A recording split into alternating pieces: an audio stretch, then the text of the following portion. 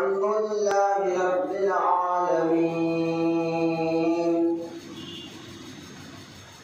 والصلاة والسلام على سيد المرسلين وعلى آله وصحبه أجمعين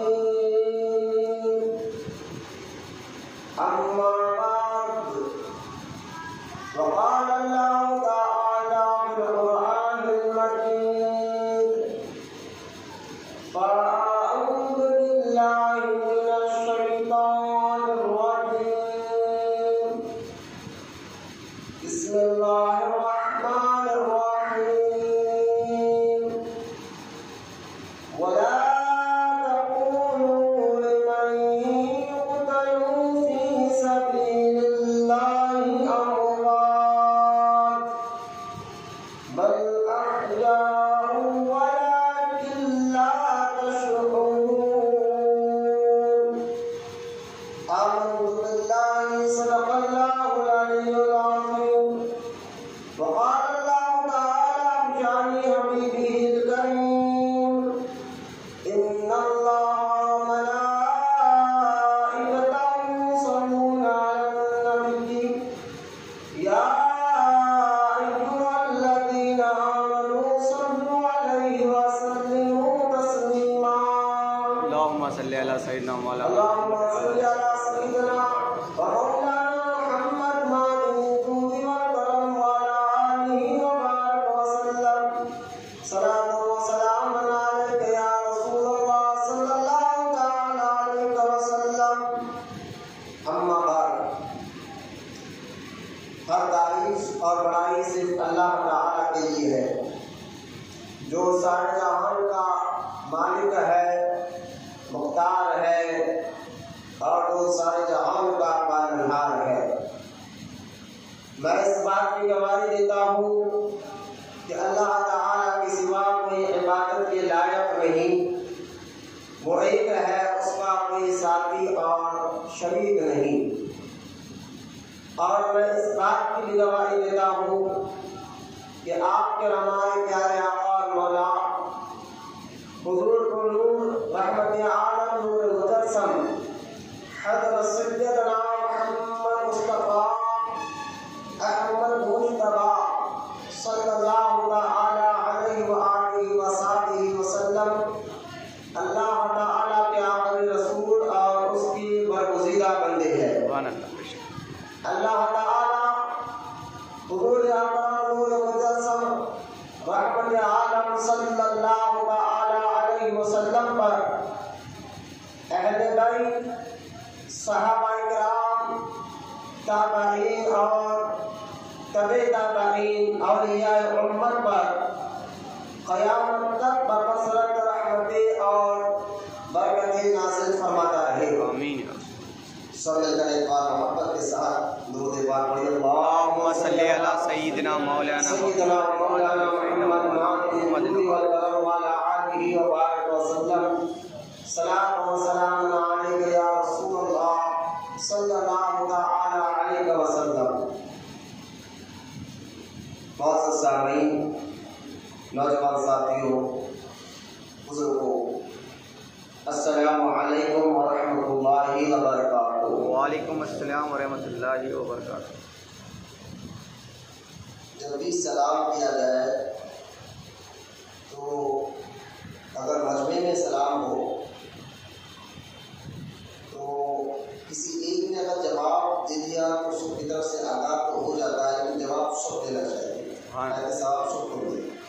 مجمع کی بات کر رہا ہوں کیونکہ سلام کرنا جو مٹھائی تو باہر کرے، سلام کرنا آپ کو سامنے نظر، سلام کرنا سنت ہے، لہٰذا مسئلے کو ذہن میں رکھیں۔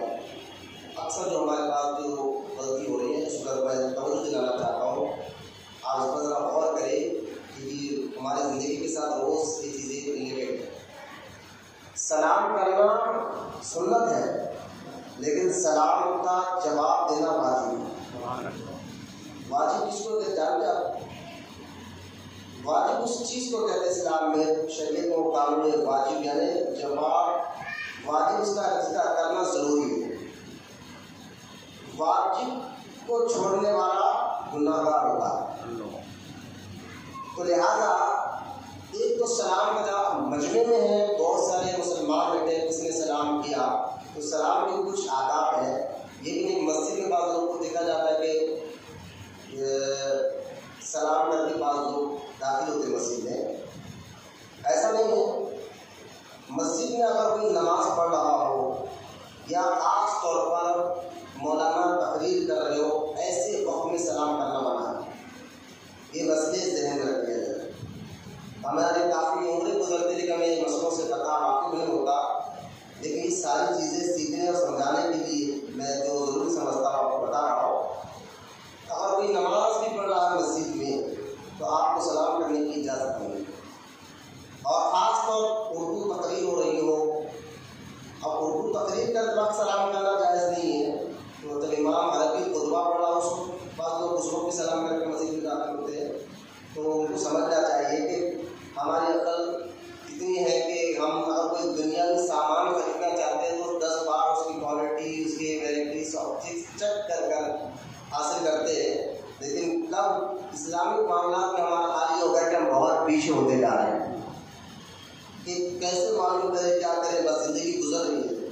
نہ خوف خدا رہا نہ آخرت کا ڈر رہا نہ مرنے کے بعد جو سوال جواب ہو سکتا کسی چیز کا فکر ہمارے اندر سے سوچ ختم ہوتے جا رہی ہے. ان سوچ کو اگر گزار واپس لائیں گے نا تو یہ عقلی طور پر بھی ایک بات آزمائی کی بات ہے کہ سوچ کا اثر جو ہم سوچتے ہیں وہی سوچ عادت بن کر باہر نکلتی ہے.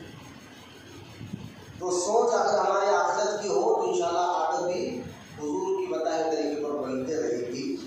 جب یہ سوچ ہی آخرت سے کٹ جائے کھانا پینا سونا اچھا کرنا اچھا گھر اچھا یہی سوچ ہو گئی تو پھر دنیا بھی جو ہے لالچ ہمارے مزاج میں آ جاتی ہے. دنیا کی محبت چڑھ جاتی ہے. اور لالچ اور حرص کا نتیجہ میں بار بار کہہ رہا ہوں جو یزیدیوں کا حال تھا کہ ان کے اندر جو سب سے بڑی خرابی تھی کہ وہ لالچ اور حرص کے اتنے پجاری ہو گئے تھے انہوں نے اپنا ایمان کو کھو دیا یزیدیوں نے. اور ایمان کی جان ماننے مقام رضی اللہ تعالیٰ کو شہید تک کرنے میں لوگ پیچھے نہیں ہٹتے. تو لہٰذا سلام کے کچھ آداب ضروری ہے سمجھتا ہوں کہ اس کو غلطیاں مجھے بار بار نظر آ رہی تو تھوڑا آپ اس کو سوچیے سمجھیے خود بھی عمل کریں انشاءاللہ اور دوسروں تک بھی پہنچائیں. ایک تو کہاں سلام کرنا ہے میں یہ بتا رہا ہوں. کیسے سلام کرنا جواب دینا واجب ہے. سلام کرنا سننا ہے. اس مبارکہ میں حضور صلی اللہ تعالیٰ علیہ وسلم نے ارشاد فرمایا سرکار میں ایک شخص آئے اور آپ نے سلام کیا السلام علیکم. تو سرکار نے جواب دے کر کہا تجھے 10 نہیں کیے. دوسرا شخص آیا اس نے کہا السلام علیکم ورحمۃ اللہ. سرکار نے جواب کا فرما کہا تجھے 20 نہیں کیے. تیسرا شخص آیا اور آ کر السلام علیکم ورحمۃ اللہ وبرکاتہ کہا تو سرکار نے جواب دینے کے بعد سرکار نے فرمایا تجھے 20 نہیں کیا. یہ نہیں کیا. اور سلام ایک ایسی چیز ہے جو ہر وقت یعنی سلام میں کئی دعائیں ہیں. اس پر کبھی آپ غور کریں. سلام کرنے میں کئی دعائیں ہیں. آپ یہ یہودیوں کا طریقہ تھا کہ جب یہودی جب بھی کسی سے ملتے تھے تو وہ کہتے تھے تمہاری صبح اچھی ہو. صبح ملو تو کہتے تھے تمہاری صبح اچھی ہو.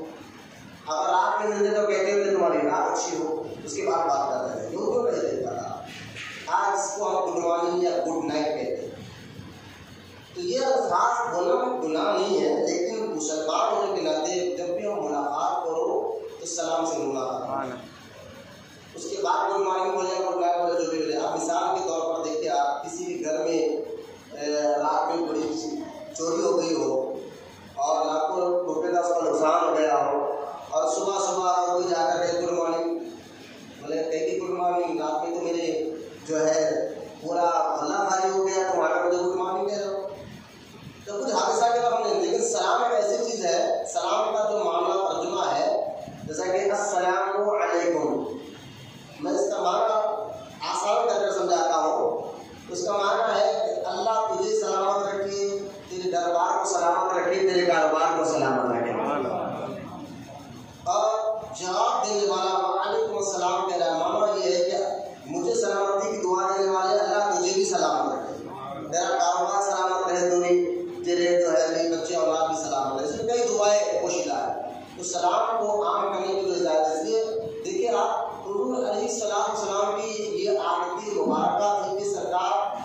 علیہ السلام ساری زندگی سلام میں پہل کرتے تھے، ساری زندگی سلام میں پہل کرتے تھے. یہ تو آپ بار بار سنیں گے. لیکن شاہ عبدالحق محدث دہلوی جو جن کی بدولت انڈیا میں، ہندوستان میں، برصغیر میں حدیث کا ایک پہچانی گیا، جیسا خواجہ غریب نواز کی بدولت جو ہے نا اسلام خاص طور ہندوستان میں پہچانا گیا ہے، ایسا ہی حدیث کے بارے میں جنہوں نے کام کیا ہے حدیث پر، وہ ہے شاہ عبدالحق محدث دہلوی رحمۃ اللہ علیہ، جن کا مزار مبارک جو ہے دلی قطب مینار کے پیچھے اسلام کالونی میں موجود ہے.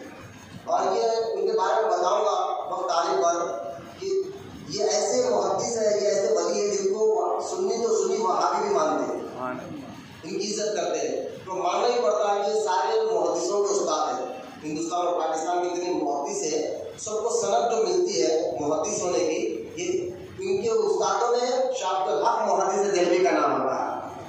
تو شاہ عبدالحق محدث دہلوی رحمۃ اللہ علیہ فرماتے ہیں آج بھی اگر کوئی مدینہ پاک میں جاتا ہے اور سلام عرض کرنے سے پہلے، یعنی جب حضور کے روضے مبارک کے قریب جاتا ہے، الصلاۃ والسلام علیک یا حضور، وہ جب سلام کرتا ہے اس سے پہلے، یعنی اس کے سلام کرنے سے پہلے حضور اس کو سلام کر چکے ہوتے ہیں. یعنی ظاہری زندگی میں بھی سرکار نے سلام میں پہل کر کے بتایا. تو آج بھی یہی سرکار کی عادت مبارکہ ہے. شاہ عبدالحق محدث دہلوی فرماتے ہیں کہ آج بھی کوئی بھی غلام جائے تو اس کے سلام کرنے سے پہلے حضور خود اس کو سلام کر چکے ہوتے ہیں. اب یہ سننے والے کے لیے کام اللہ نے عطا فرمایا تو کبھی نہیں سمجھ سکتا ہے. جیسا کہ غوث اعظم نے بھی سنا تھا، جیسا کہ جو ہے سید احمد کبیر رفاعی رضی اللہ تعالیٰ نے سنا تھا، یہ بزرگان نے دین سنا تھا. تو سلام میں پہل کرنے کی عادت. اور دوسری چوتھی اہم بات جو ہمارے اندر غلطی اور ہو رہی ہے سلام کو لے کر، یہ خالی غلطیوں میں میں بات بتا رہا ہوں، اس پہ ذرا ایک چیز پر غور کریں. وہ کیا غلطی ہو رہی ہے کہ ہم اگر کسی کو دیکھ کر بعض لوگ کیا کرتے ہیں سلام اشارے میں کر رہے ہیں، منڈی لاتے، بعض صرف ہاتھ اٹھا دیتے ہیں. آپ نے اکثر دیکھا ہوگا کوئی دیکھ کے تو صرف منڈی لا دیتے، اشارے سے سلام کر دیتے. بعض لوگ خالی جو ہے نا ہاتھ اٹھا دیتے اشارے سے سلام وغیرہ. تو یہ یاد رکھیے کہ منڈی لانا اور ہاتھ اٹھا کر اشارے سے سلام کرنا یہ دونوں یہود اور نصارہ کا طریقہ ہے. اس کو اچھی طرح ایک چیز پر غور کریں آپ، یہ دونوں یہود اور نصارہ کا طریقہ ہے. ہماری زندگی گزرتی ہے ہمیں صحابہ کا طریقہ نہیں معلوم. مجھے تعجب ہوتا ہے بعض وہابی بچے جو گھر بھٹک جاتے ہیں نا وہابیوں کی باتیں میں آ کر کہ اسلام میں درگاہ کو جانا کہاں ہے، اسلام میں وہ کرنا کہاں، یہ کرنا کہاں ہے. میں ان کو چھوٹی چھوٹی باتیں پوچھتا ہوں، تم بڑی باتیں تو چھوڑ جاؤ، یہ بتاؤ بنیادی باتیں اس کے بارے میں تو کیا ہے. اسلام میں یہ چیز فرض ہے، فرض کی بھی دو قسمیں ہیں، کون سی قسمیں بتا وہ سر کو جانے لگتا ہے نہیں معلوم. نہیں معلوم تو جب تم کو بنیادی باتیں نہیں معلوم تو یہ بڑی بڑی باتیں کیوں کرو. بنیادی باتیں تم کو طہارت کا طریقہ نہیں معلوم، وضو کا طریقہ نہیں معلوم، نماز میں کتنے واجبات ہے، کتنے مستحبات ہے، کتنے سنت ہے، کتنے سنت غیر معقولہ، ساری چیزیں تم کو علم نہیں ہے اور تم بات بڑی شرک اور بدعت کی کرتے چلتے. بات نوجوان بچوں کو آپ نے دیکھا ہوگا جو میلاد کے مہینے میں خاص طور پر اس کے مہینے میں عجیب عجیب باتیں کرتے ہو، تو بنیادی باتیں نہیں معلوم ہوتا. تو خیر اللہ ہم تمام کو باقاعدہ وہاں سے ہمارے ایمان اور عقیدے کی حفاظت فرمائے. تو یہ سلام ہاتھ خالی اشارے سے کرنا اور منڈی ہلانا یہ یہود اور نصارہ کا طریقہ ہے. اس لیے مسلمان کا طریقہ یہ ہے کہ سلام اتنی آواز سے کرے کہ جس کو آپ سلام کر رہے ہیں اس کو جواب اس تک وہ بات پہنچ جائے. اب بات لوگ اچھا یہ بھی نیا تماشا کہیں یا نئی باتیں کہیں، بڑے بوڑھے لوگوں سے میں کہوں گا کہ بیان ریکارڈ بھی ہو رہا ہے کہ بعض لوگ کیا سلام کرنے کے بعد جب ہوتا پوری نماز میں سلام کرتے نا تو جواب دیتے جیتے رہو ہے نا، یہ جیتو نہ ہوتا ہے. اعلیٰ حضرت رحمۃ اللہ تعالیٰ علیہ اپنے استاد کے پاس دیکھیے آپ کی عمر 5 یا 6 سال کی عمر ہے. اعلیٰ حضرت رحمۃ اللہ تعالیٰ 5 یا 6 سال کی عمر میں ہے، استاد کے پاس گئے اور جا کر ان کو سلام کیا تو استاد نے جیتے رہو کہا. جب یہ جب لفظ کہا تو اعلیٰ حضرت رحمۃ اللہ تعالیٰ نے فرماتے ہیں کہ یہ تو جواب نہیں ہوا. سلام کا جواب دینا میں نے کیا کہا واجب ہے، اور واجب کو چھوڑنے والا کیا ہوتا ہے گناہ ہونے کا. تو سلام کا جواب دینا واجب ہے، کرنا سنت ہے، جواب دینا واجب ہے. ذہن میں رکھیں. اعلیٰ حضرت رحمۃ اللہ تعالیٰ اللہ کے ولیوں کو بچپن سے ایسی ادائیں ایسی سوچ دیتا ہے کہ ان کو دیکھ کر اچھے اچھے دنگ ہو جاتے ہیں. آپ نے فرمایا یہ تو جواب نہیں ہو، جواب دیجیے، کیونکہ حدیث میں آیا کہ جواب دینا چاہیے. تو لہٰذا انہوں نے کہا کہ احمد رضا کو آگے بہت دن لوگ تم جو ہے نا، کیونکہ شریعت میں قانون جو شریعت کا قانون بتانے میں عمر نہیں دیکھی جاتی. بعض لوگ نے بڑے پاپا وہی بول دے رہے سن لینا نہ. اسلام میں عمر نہیں دیکھی جاتی، علم دیکھا جاتا ہے. دیکھیے آپ ذہن میں رکھیں، علم دیکھا جاتا ہے، قانون دیکھا جاتا ہے. شریعت کے قانون جس کے پاس اتنا علم ہو، اللہ سمجھو جو عالم ہوتا ہے اللہ نے اس کو بے شمار عزت نوازتا ہے. اللہ اس کو بے شمار عزت نوازتا ہے. تو عمر نہیں دیکھی جاتی، علم دیکھا جاتا ہے. اس لیے اہل علم کا ذکر قرآن میں موجود ہے. اس لیے اللہ قرآن کی آیت کو فرماتا ہے کیا عالم اور جاہل برابر ہو سکتے ہیں؟ اللہ فرماتا نہ. جیسا دن اور رات ایک جگہ جمع نہیں ہو سکتے، ایسا عالم اور جاہل برابر نہیں ہو سکتے. تو عمر نہیں دیکھی جاتی، علم دیکھا جاتا. اگر عمر دیکھا جاتی نہ بھائی بڑے لوگ ہیں، میں نے کہا عمر دیکھا جاتی تو پھر عمر میں آدم سے بڑے فرشتے علیہ السلام، آدم علیہ السلام سے بڑے عمر میں فرشتے ہیں، لیکن فرشتوں نے آدم علیہ السلام کو سجدہ کیا. یہ تو سارا آپ جانتے ہیں. آدم علیہ السلام کو فرشتوں نے سجدہ کیا. پتہ چل گیا کہ علم دیکھا جاتا ہے. ٹھیک ہے، پہلے علم سے. اسی لیے یہی مسئلہ ہے، اگر کوئی صحیح ہے غلط ہے اسلامی معاملہ ہو، جیسا کہ سفر کا مہینہ چلا، سفر کے مہینے کو جو ہے بہت سے لوگ منحوس سمجھتے ہیں، اور منحوس سمجھتے ہیں. بات کہتے نہیں ہمارے باپ نے کہا، ہمارے دادا نے کہا، فلاں دادا نے نانی نے یہ روز بنایا ہے. خاص طور مہینے کی 13 تاریخ کو 13 تیزی کا نام لیا جاتا ہے، اور اس مہینے کے آخری 4 شعبے کو جو ہے نا وہ کام کیا جاتا ہے جو اسلام میں حرام ہو جاتا ہے. یعنی گھومنے پھرنے تفریح کے بہانے ایک پارک میں جو ہے گارڈن میں عورت اور مرد کا خلق مرد اسلام میں حرام ہے. ایسی جگہ جہاں عورت اور مرد ٹچ ہوتے ہوں ایسی جگہ جانا مانا حرام ہے. تو لیکن آخری 4 شعبے کے نام پر اسلامی حرام کام ہو رہے. 13 تیزی کے نام پر بیٹھنے صدقہ میں کرنا کوئی غلط کام تو نہیں ہے. لیکن دیکھو یہ جو معاملہ ہے کس چیز میں تاثیر ہے کس چیز میں تاثیر نہیں ہے. کوئی سی چیز منحوس ہے اور کوئی چیز منحوس نہیں ہے. یہ بڑے بوڑھوں کا معاملہ نہیں، یہ خالص دین کا معاملہ ہے. یہ اسلام بتائے گا، یہ بڑے بوڑھے نہیں بتائیں گے. یہ اللہ اس کا رسول بتائے گا کہ کس میں تاثیر رکھی گئی ہے اور کس میں نحوست رکھی گئی ہے. تاثیر اللہ نے نیکی میں رکھی ہے، گناہوں میں نحوست رکھی ہے. تو لہٰذا تاثیر کس میں ہے؟ دن میں ہے یا رات میں ہے، نیکی میں ہے، برائی میں ہے، ساری چیزیں. یہ بڑے بوڑھوں پر نہ چھوڑا کرے. یہ جو ہے نا یہ بڑے نہیں بتائیں گے، یہ جو ہے علماء بتائیں گے، اللہ اس کا رسول بتائے گا. جسے لیکن بات لوگ کہتے ہیں ہمارے بڑوں سے چلتے جا رہا ہے. میں نے کہا ٹھیک ہے بھائی، بڑوں سے چلتے جا رہا ہے، ایک کام کرو، آپ کو اگر بخار آ جائے نا تو آپ کسی بڑے سے جا کر پوچھو کہ دادا بھائی بخار آ رہا ہے، گولی کھاؤ. جا کر جو ہے نا کوئی ایسی بیماری ہو گئی تو آپ کو جب وہاں کا عقل کام کرتے ہیں بخار آیا تو آپ کی عقل آپ جانتے کہ ڈاکٹر کے پاس جانا. اتنے تو آپ کو عقل ہے. طبیعت خراب ہو تو ڈاکٹر کے پاس جاؤ. اگر آپ کو کوئی لیمیٹیشن مسئلہ آ جائے، کورٹ میں جانا ہو تو آپ کو اتنی سمجھ ہے کہ آپ کو وکیل کے پاس جانا. لیکن دین کے معاملے میں آپ بڑے بوڑھوں کے پاس کیوں جاتے ہیں؟ ہاں اگر بڑے بوڑھے عالم ہو حافظ ہو تو وہ بات الگ ہے. دین کا علم ان کے پاس ہے، شریعت کا علم ان کے پاس ہے، وہ بات الگ ہے. لیکن بڑے بوڑھوں کا جو ہے نا عزت کرنا یہ بالکل اسلام کا حکم ہے. حکم کیا کرو؟ بیٹھ داڑھی سفید داڑھی والوں کی عزت کیا کرو. یہاں تک کہ سرکار نے فرمایا سفید داڑھی والوں جب دعا کرتے ہیں نا اللہ تعالیٰ سے تو اللہ کو حیا آتی ہے، اللہ ان کو عطا فرما دیتا ہے. سفید داڑھی والوں کی عزت ہے، لیکن ہر چیز اسلام نے بتا دیا کہ آپ کب کس موقع پر کیا کرنا چاہیے. پھول لینا ہو تو پھول کی دکان پر جاؤ، عطر لینا ہو تو عطر کی دکان پر جاؤ، بخار ہے تو ہاسپٹل جاؤ. اسی طرح دین کا معاملہ ہو تو عالم دین کے پاس. سبحان اللہ. بے شک یہ ذہن یہ قاعدہ بھی ذہن میں رکھ لیں آپ. جو رولس یہ ذہن میں رکھ لیں آپ کہ آپ اپنے من مانے سے کوئی مسئلہ نہیں بتا سکتے، کیونکہ یہ اسلام ہمارا مکمل ہے. یہ اسلام ہمارا مکمل ہے. قیامت تک اب کوئی نبی نہیں آنے والا ہے. نبوت ہمارے نبی پر بند ہو چکی ہے. آخری نبی ہمارے نبی ہے. تو لہٰذا کیا ہوگا کیا نہیں ہوگا، کیا صحیح ہے کیا غلط ہے، اللہ تعالیٰ نے نبی اور قرآن کے ذریعے ساری باتیں بتا دی. سبحان اللہ. اب آپ کسی کو مسئلے کو زبان ہلانے کی ضرورت ہے ہی نہیں. آپ خود سوچیں گا کیوں زبان ہلاتے ہیں آپ.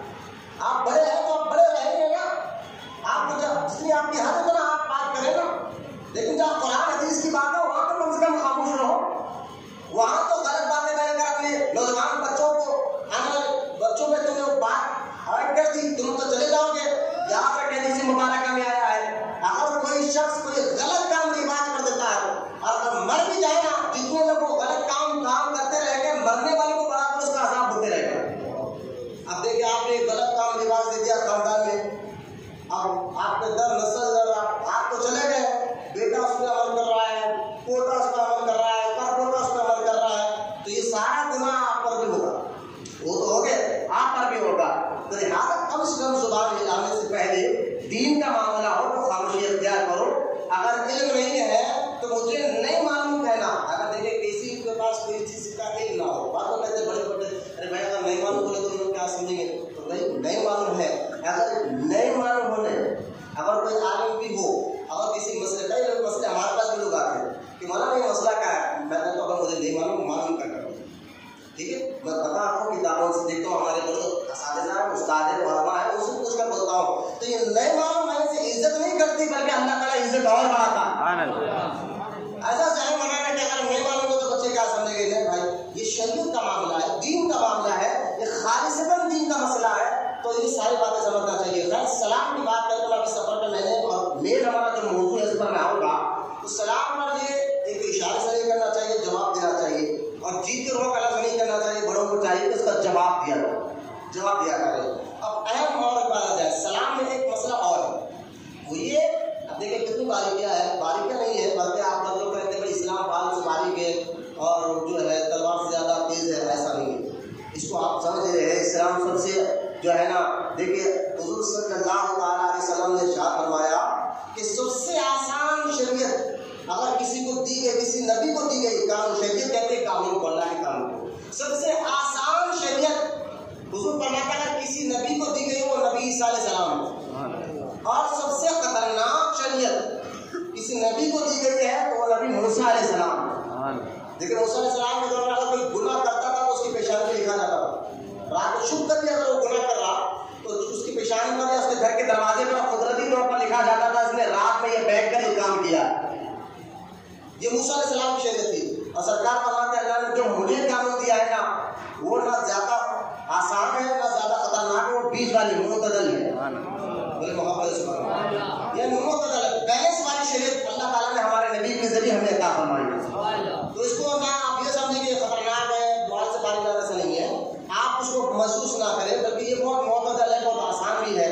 تو لہٰذا وہ جو غلطی سلام میں ہو رہی ہے وہ یہ ہے کہ ہم سلام کرتے وقت ایک اور غلطی جو ہمارے اکثر ہوتی ہے وہ یہ کہ ہم سلام میں جب کسی کو سلام کرتے تو السلام علیکم کہہ رہے ہیں, یا جو ہے باتوں کا منڈی سے یا ہاتھ سے اشارے سے کہہ رہے ہیں. یہ ساری باتیں کے علاوہ بھی اگر کوئی سلام کہے یا السلام علیکم کہے تو معنی ہی غلط ہو جائے. سلام کرنا ہے تو سلام سے پہلے الف السلام علیکم یہ صحیح ہے. السلام علیکم کا معنی صحیح ہے, السلام علیکم معنی ہی غلط ہے, یعنی اس کا معنی الٹا ہو جاتا ہے, یعنی اس کے اندر آپ اس کو بڑھوا دے رہے ہیں. السلام علیکم کا معنی صحیح ہے, یعنی سین سے پہلے الف لگانا, السلام علیکم ورحمۃ اللہ وبرکاتہ کہنا, یہ سنت ہے اور یہ صحیح بات ہے. اس ساری باتیں ذرا اس کو آپ اچھی طرح ذہن میں رکھیں. پھر میں سلام کرتا ہوں, جواب انشاءاللہ سب دیتا کہ اللہ سب کو اس پر ثواب عطا فرمائے. السلام علیکم ورحمۃ اللہ وبرکاتہ. وعلیکم السلام ورحمۃ اللہ وبرکاتہ. اللہ ہم تمام کو کہیں سننے سے زیادہ عمل کی توفیق عطا آمین. تو لہٰذا یہ ساری باتیں بتانے کے بعد, کیونکہ میری عادت ہے کہ بیان شروع کرنے سے پہلے میں درود کے پر بھی ضرور کچھ بات بتاتا ہوں تاکہ آپ کے اندر شوق پیدا ہو درود پڑھنے کا, جذبہ پیدا ہو. بندے کے اندر جب طلب پیدا ہوتی ہے تبھی تو وہ چیز حاصل کرنے کی کوشش کرتا ہے. طلب بھی نہ ہو تو وہ بندہ اس طرف توجہ نہیں کرتا. پیاس لگی تو تبھی تو پانی کے قریب جاتا ہے, پیاس ہی نہ لگے تو دیکھتا بھی نہیں ہے. تو لہٰذا پہلے پیاس پیدا کرو, طلب پیدا کرو. درود کی اتنے فائدے ہیں, اگر اس کی پیاس آپ کے اندر آ جائے, انشاءاللہ آتی ہے, بہت سے لوگ درود پڑھتے رہتے ہیں, تو اس کی جتنے اس کے فائدے مان, اب بندے کی فطرت یہ دیکھے, اگر کسی چیز میں اس کو فائدہ معلوم ہو جائے تو وہ کام ضرور کرتا ہے. ارے بھائی اس یہ کام کرنے سے فائدہ معلوم ہو جائے, تو اب درود ایک ایسی چیز ہے اس کے پڑھنے سے دنیا کا بھی فائدہ ہے اور آخرت کا بھی فائدہ ہے. تو لہٰذا ہمارے پیر و مرشد کے پیر جو ہے نا, میرے جو دادا پیر حضور تاج الشریعہ رحمۃ اللہ تعالیٰ علیہ, وہ اکثر فرمایا کرتے تھے کہ آپ لوگ روزانہ گھر کے خواتین کو کہا کرتے تھے کہ کم سے کم روزانہ 1 گھنٹہ, اگر 1 گھنٹہ نہیں تو عصر سے مغرب تک درود پاک پڑھا. اور یہ تجربہ رہا, جتنے گھروں میں درود پاک پڑھا گیا ہے, برکت ان کے گھر میں آئی, پریشانیوں کے گھروں سے ختم ہوئی, مشکلوں کے گھر سے ختم ہوئی. اگر ان کے شوہروں کے کاروبار نہیں چل رہے تھے, کاروباروں میں ترقی ہونا شروع ہو گئی. یہ ایسا ہی وظیفہ ہے درود پاک. حضور صلی اللہ تعالیٰ علیہ وسلم نے سے پوچھا گیا, یا رسول اللہ علیہ السلام, ظاہری طور پر ہم جب آپ کا درود پڑھتے تو آپ سن لیتے ہیں, لیکن آپ جب دنیا سے جائیں گے پردہ فرمانے کے بعد جب ہم آپ پر درود پڑھتے تو کیا آپ تب بھی سنتے ہیں؟ تو اللہ کے رسول علیہ السلام نے فرمایا ہاں، میں دنیا سے جانے کے بعد بھی قبر میں بھی جاؤں گا نا، جب بھی میرا امتی کہیں پر بھی مجھ پر درود پڑتا ہے تو اس کے درود کو فرشتے مشتق لا کر پہنچاتے ہیں، اور میں سنتا ہوں کیوں؟ پھر آگے سرکار علیہ السلام فرماتے ہیں کیونکہ اللہ تعالیٰ نے زمین پر حرام کر دیا، اللہ نے زمین کو حکم دیا اے زمین تجھ پر حرام ہے، کیا حرام ہے؟ تو سرکار فرماتے ہیں زمین پر اللہ نے یہ چیز حرام کر دی کہ وہ نبیوں کے جسم کو نقصان نہیں پہنچاتی، جیسا نبی ظاہری زندگی میں جسم کے ساتھ سلامت رہتے ہیں، خبر میں جانے کے بعد بھی سرکار فرماتے ہیں ان کا جسم بھی سلام، وہ نبی زندہ ہوتے ہیں اور تمہارے درود کو سنتے بھی ہیں اور اپنے غلاموں کو دیکھتے بھی ہیں۔ لہٰذا درود پاک کے بشمار اور ایک اور حدیث مجھے یاد آ گئی، اللہ کے رسول علیہ السلام نے ارشاد فرمایا کہ جو محبت کے ساتھ، ایک تو یہ حدیث ہمیں سنی کہ فرشتے تمہارا درود مجھ تک پہنچاتے ہیں، ایک دوسری حدیث میں سرکار نے فرمایا کہ جو مجھ پر محبت اور عقیدت کے ساتھ درود پاک پڑھتا ہے اس کے درود کو فرشتے مجھ تک نہیں لاتے بلکہ اس کے درود کو میں خود اپنے کام سے سنا کرتا ہوں۔ جو محبت اور عقیدت کے ساتھ درود پاک پڑھتے ہیں، تو آئیے محبت اور عقیدت کے ساتھ پیارے آقا کریم علیہ السلام کی بارگاہ میں درود پاک کا نذرانہ پیش کریں، پڑھیں اللہم صلی علی سیدنا مولانا محمد معدن الجود والکرم وعلی آلہ وبارک وسلم، صلاۃ و سلام علیک یا رسول اللہ صلی اللہ تعالی علیہ وسلم۔ معزز سامعین، آپ تھوڑا سا نظر رکھیں، سفر کا مہینے کے متعلق، چونکہ سفر کا پہلا جمعہ اس مہینے کا اور یہ مہینے کے متعلق بھی تھوڑا آپ تکلیف رہے اپنے آپ سے، یہ مجاہدہ ہوتا ہے نا نفس کو، اپنے نفس کو کمزور کرنا۔ سرکار نے فرمایا جب حضور کے ساتھ صحابہ کرام جنگ کر کر واپس گھر کی طرف جاتے تو سرکار فرماتے تھے کہ تم جنگ اصغر کہتے چھوٹی چیز، تم جنگ اصغر کی طرف سے جنگ اکبر کی طرف جا رہے، یعنی چھوٹی جنگ کی طرف سے بڑی جنگ۔ تو صحابہ پوچھتے حضور یہ تو دشمنوں سے ہم نے لڑ کر آئے میدان میں، اس کو چھوٹی جنگ، بڑی جنگ کیا ہے؟ سرکار علیہ السلام فرماتے ہیں اپنے نفس سے لڑنا، اپنی خواہشات سے لڑنا، یہ جنگ اکبر ہے۔ تو یہ تجربہ ہے کہ اگر آپ کے اندر سستی آ رہی ہے ابھی بیٹھے بیٹھے کیا ابھی لمبا جانا ہے، یہ اگر اس سے خیالات وسوسے آ رہے ہیں خود کے اندر، اس کا بزرگان دن آسان سے جواب دیتے ہیں، وسوسے کو جواب دو کہ یار تو گھنٹوں ہوٹلوں میں بیٹھتا ہے تب تو تجھے یاد نہیں آتا، گھنٹوں چبوتروں پر بیٹھتا ہے باتیں یاد نہیں آتی، دوستوں کے ساتھ گپے مارتے وقت چیزیں تجھے یاد نہیں آتے، آج میں اللہ کے گھر میں بیٹھا تو کیوں یاد آ رہا ہے؟ ایسا سوچ جائے گا انشاءاللہ سستی ختم ہو جائے گا۔ یہ تجربے کی بات بتا رہا ہوں۔ اور ایک حدیث مبارکہ میں حضور علیہ السلام نے فرمایا کہ تم لوگ اللہ کی پناہ مانگو سستی اور کاہلی سے۔ تو آپ مسجد میں بیٹھے ہیں، حدیث مبارکہ میں ہے کہ مسجد میں نماز کے انتظار میں بیٹھے رہنا بھی عبادت ہے، تو الحمدللہ آپ کا ہر سانس عبادت میں شمار ہو رہا ہے، لہٰذا آپ اطمینان کے ساتھ بیٹھے اور ایک ایک لفظ کو رک کر اس لیے کہہ رہا ہوں تاکہ بات آسانی سے آپ کو سمجھ میں آ جائے، کیونکہ سفر کے مہینے کو لے کر، کیونکہ سفر المظفر کا یہ مبارک مہینہ، مبارک اس لیے کہہ رہا ہوں کہ حدیث میں اس کو مبارک مہینہ کہا گیا۔ اس مبارک مہینے میں بے شمار بزرگان دین کا عرس بھی آتا ہے، کئی ایسے بڑے بڑے ولی ہیں جو اس مبارک مہینے میں جو ہے ان کا عرس مبارک آتا ہے، جیسے کہ اکبر بادشاہ نے جب دین الہی نام کا ایک نیا طریقہ نکالنے کی ناپاک کوشش کی اور انڈیا میں اس نے زبردستی اس مذہب کو پھیلانے کی ناپاک کوشش کی، اس دور میں جب اس نے ساری ناپاک کوششیں کر رہے تھے تو اس کی آنکھ میں آنکھ ملا کر اس کو روکنے والے، اس کو ڈانٹنے والے، اس کی حرکتوں کو بولنے والے اگر کوئی بزرگ تھے تو پنجاب کے وہ شیخ مولانا شیخ مجدد الفسانی شیخ احمد سرہندی رضی اللہ تعالیٰ عنہ۔ میں کا عرس اسی مہینے میں آتا ہے، اسی مہینے کی میں ان کا انتقال ہوا تھا، وہ دنیا سے تشریف لے کر گئے تھے، تو ان کا عرس آتا تھا، یہ آنے والا جمعہ ہے، اس کے بعد کا جمعہ ہو سکتا ہے، ہم ان کی سیرت پر بھی بات کریں گے کہ کس طرح انہوں نے اکبر بادشاہ اور جہانگیر کو، اکبر بادشاہ تو مر گیا، جہانگیر کو کس طرح سیدھے راستے پر آپ نے لائے تھے اور آپ کے کتنی کرامات، اتنے بڑے بزرگ مجدد الفسانی، ان کو ہزار مجدد کا ایک مجدد کہا گیا، اس لیے ان کو مجدد الفسانی کہا جاتا ہے، ہزار صدیوں کا ایک مجدد کہا جاتا ہے، تو ان کا عرس بھی اسی مہینے میں ہے۔ اور جب انگریزوں نے پنجاب کا ایک علاقہ ہے جو قادیان کو کہتے ہیں، اس علاقے کو قادیان، وہ قادیان کے علاقے میں ایک شخص پیدا ہوا، نام تھا غلام احمد قادیانی، اور اس اچھا یہ دیکھنے میں بڑا مبلغ تھا، تقریریں کرتا تھا، لوگ اس کی تقریر سننے کے لیے دور دور سے آیا کرتے تھے۔ پہلے اپنے آپ میں سنی بن کر ظاہر ہوا، لوگوں میں تقریریں کرتا تھا، لوگ اس کی تقریر سننے کے لیے دور دور سے آتے تھے۔ جب اس کا شہرت زیادہ ہوا تو انگریزوں نے مسلمانوں میں پھوٹ ڈالنے کے لیے لڑو اور حکومت کرو کی پالیسی ہے انگریزوں کی ہے، جو آج کچھ لیڈر بھی کر رہے ہیں۔ یہ ساری تاریخ جان کے اگر آپ تاریخ پر بات نہیں کرنا چاہتا، لڑو اور حکومت کرو، تو اس پالیسی کے تحت انگریزوں نے اس کو خریدا، اور اس نے پہلے تو کہا کہ میں عیسیٰ مسیح ہوں، عیسیٰ علیہ السلام ہونے کا دعویٰ کیا، اس کے بعد جو ہے اس نے معاذ اللہ نبوت کا جھوٹا دعویٰ کیا کہ میں نبی ہوں۔ اس طرح کا بکواس کرنے والا جھوٹا نبی، اس کے خلاف آواز اٹھانے والے جو بزرگ تھے، حضرت سیدنا ہر بزرگ میں، جیسا کہ حیدرآباد دکن کے بہت بڑے بزرگ بانی جامع نظامیہ مولانا انوار اللہ خان فاروقی رحمۃ اللہ تعالیٰ علیہ نے محبوب علی بادشاہ کو کہہ کر حیدرآباد دکن میں جو ہے نا ان قادیانیوں کو ختم رکھنے نہیں دیا۔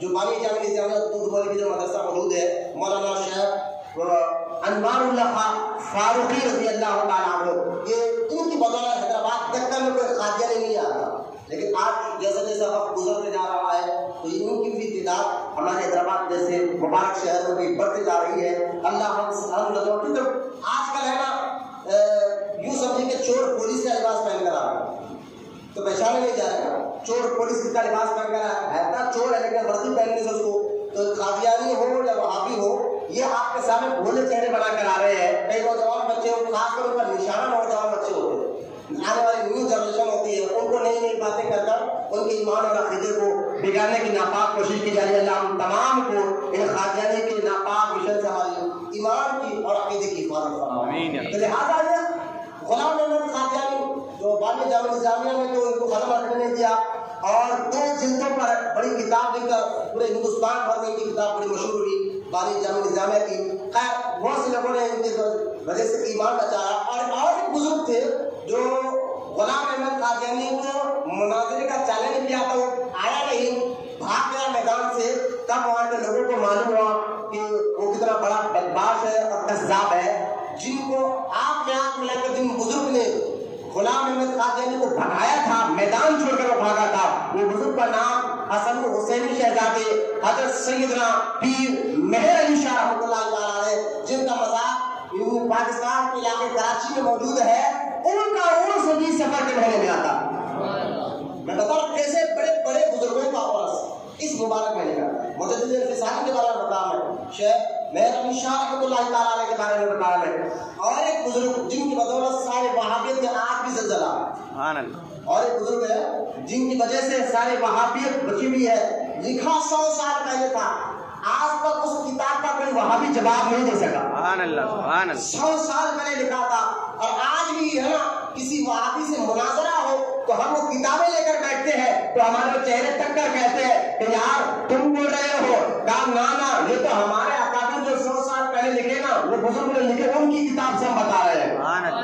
ان کا کوئی جواب نہیں ہے جنہوں نے کتابیں ایسے لکھی، اہل سنت پر جو احساس کیا ہے اور سارے سنیوں کے ایمان اور عقیدے کو آج سے 100 سال پہلے بچایا ہے۔ نام ان کا احمد رضا خان ہے، مزار ان کی یوپی اتر پردیش بریلی شریف میں ہے، ان کا عرس مبارک بھی اسی مہینے میں آتا ہے۔ میں بتانا چاہتا ہوں کہ یہ صبر کا مبارک مہینہ کیسے بڑے بڑے بزرگان کا بہت سارا ہے۔ اب اس کی 13 تاریخ کو منوس سمجھنا، اور خاص طور پر اس کے آخری 4 جمعے کو منوس سمجھنا، میں نے بات پہلے بھی بتائی، پھر سے آپ کو کہہ رہا ہوں، کس چیز میں خرابی ہے کس چیز میں خرابی نہیں ہے، یہ صرف خالصتاً دین کا معاملہ ہے، کوئی بڑے بوڑھوں کا مسئلہ نہیں ہے۔ کس چیز میں خرابی ہے، دن میں، رات میں، وقت میں، ٹائم میں، یہ کوئی بڑے بوڑھے نہیں بتائیں گے، یہ اللہ اس کے رسول نے پہلے بتا دیا، اس کے مطابق ہم نے عمل کرنا ہے۔ سرکار دو عالم علیہ السلام نے ارشاد فرمایا کہ سفر کے مہینے میں کوئی خرابی نہیں ہے۔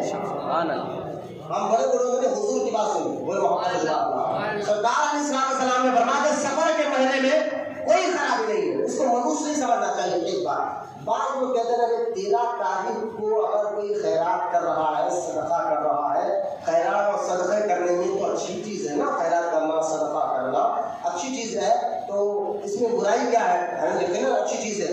میں آپ کو چند چیزیں بتاتا ہوں جس سے عمر لمبی ہو۔ آپ چاہتے ہیں آپ کی عمر لمبی ہو، دعا کریں کہ اللہ لمبی عمر دے، لیکن عمر لمبی دے اس کا مطلب نہیں کہ اس لمبی عمر میں ہم شراب پیے، اس کا مطلب یہ بھی نہیں کہ اس لمبی عمر میں ہم جو ہے جوا کھیلے، زنا کرے، نمازیں چھوڑے، نہ اس نیت کے ساتھ لمبی عمر مانگے کہ اس لمبی عمر میں ہم نیکیاں جانا، لیکن اس نیت اچھی ہو۔ سرکار فرمان میری امت کا جو ہے نا نیت جو اتنی مضبوط ہے، اعمال کا دار و مدار نیتوں پر ہوتا ہے، نیت ہمارا دل کے ارادے کا نام ہے۔ تو کچھ ایسے عمل اسلام نے بتائے ہیں جس کے کرنے سے عمر لمبی ہوتی ہے۔ میں بتاتا ہوں کہ ایک ہمیشہ باوضو رہنے سے، بولے محمد صلی اللہ علیہ وسلم، حدیث بتاؤ بولے سبحان اللہ، حدیث سے پاک میں ہے کہ جو ہمیشہ باوضو رہتا ہے اللہ اس کی عمر کو بڑھا دیتا ہے۔ اور دوسرا سرکار کے والا علیہ السلام نے کیا بہترین نقصہ بتایا ہے کہ آپ ضرور اس پر عمل کریں انشاءاللہ، آسان ہے۔ سرکار علیہ السلام نے فرمایا جو اپنے ماں باپ کے لیے چاہے زندہ ہو یا مر چکے ہو، جو اپنے ماں باپ کے لیے مغفرت کی دعا کرتا ہے اللہ اس کی عمر کو بھی لمبی کر دیتا ہے۔ یہ ہمیشہ دعا کرے نا، جب بھی آپ چاہے آپ کو ماں باپ ہو یا نہ ہو، زندہ ہو یا دنیا سے چلے گئے ہو، تو آپ جب بھی دعا کریں نا، دعا کے بعد کہیں کہ اے اللہ میرے اور میرے ماں باپ کی مغفرت فرما، بولے محمد سے سبحان اللہ۔ تو مغفرت کے ماں باپ کی مغفرت کی دعا کرنے سے بھی اللہ تعالیٰ عمر کو لمبی کر دیتا ہے۔ اور تیسری وجہ میں بتاتا ہوں، دیکھیں عمر لمبی ہونے اور ایک وجہ، داؤد علیہ السلام کے دور میں ملک الموت کو جانتے ہیں جن کو اسرائیل علیہ السلام کہتے ہیں، جو فرشتوں کی روح نکالتے، روح انسانوں کی روح کون نکالتے؟ اسرائیل علیہ السلام نکالتے، سارے انسانوں کی روح کون نکالتے؟ سب جانتے ہیں نا۔ اب مجھے بتائیے، بعض لوگ کہتے ہیں نبی غیب نہیں جانتے، اللہ جانتا ہے، ہم بھی کہتے ہیں اللہ ہی غیب جانتا ہے، اللہ کے بتانے سے نبی جانتا ہے، بولے محمد صلی اللہ علیہ وسلم۔ تو لیکن بعض لوگ کو اس کی بات سمجھ نہیں ہے کہ وہ کہتے ہیں غیب تو اللہ ہی جانتا ہے۔ میں نے کہا اللہ ہی جانتا ہے، اللہ کے بتانے سے نبی بھی جانتے ہیں، اور نبی کے اللہ اور رسول بتانے سے نبی کے غلام بھی جانتے ہیں۔ کون کم مرے گا کہ اللہ جانتا ہے، نبی تھوڑا ہی جانتے ہیں۔ تو میں نے کہا دیکھو کام کرو، آپ مجھے بتایا روح نکالنے والا فرشتہ اسرائیل علیہ السلام کا ملک الموت کہتے ہیں۔ ملک الموت فرشتہ ہے اور فرشتہ بھی اللہ کا بندہ ہے، سبحان اللہ، بولے محمد صلی اللہ علیہ وسلم۔ اب ملک الموت جب روح نکالتے ہوگے تو پہلے ان کو معلوم ہوگا تبھی تو نکالیں گے، فرشتے کو معلوم ہوگا کہ کس کی روح نکالنا ہے تبھی تو روح نکالیں گے۔ اب دنیا بھر میں کتنے لوگ مرتے ہیں تو کہاں کا ان کی روح نکالو، ان کی ڈیوٹی پہلے اللہ ان کو بتاتا ہے ان کی روح نکالو۔ تو جب فرشتے کو معلوم ہے کہ کون کب کہاں مرنے والا ہے، جب فرشتے کو معلوم ہے کون کب کہاں کس جگہ مرنے والا ہے، وہ جگہ کو رہتے ہیں، اور فرشتہ اللہ کا بندہ ہے اور حضور کا غلام ہے۔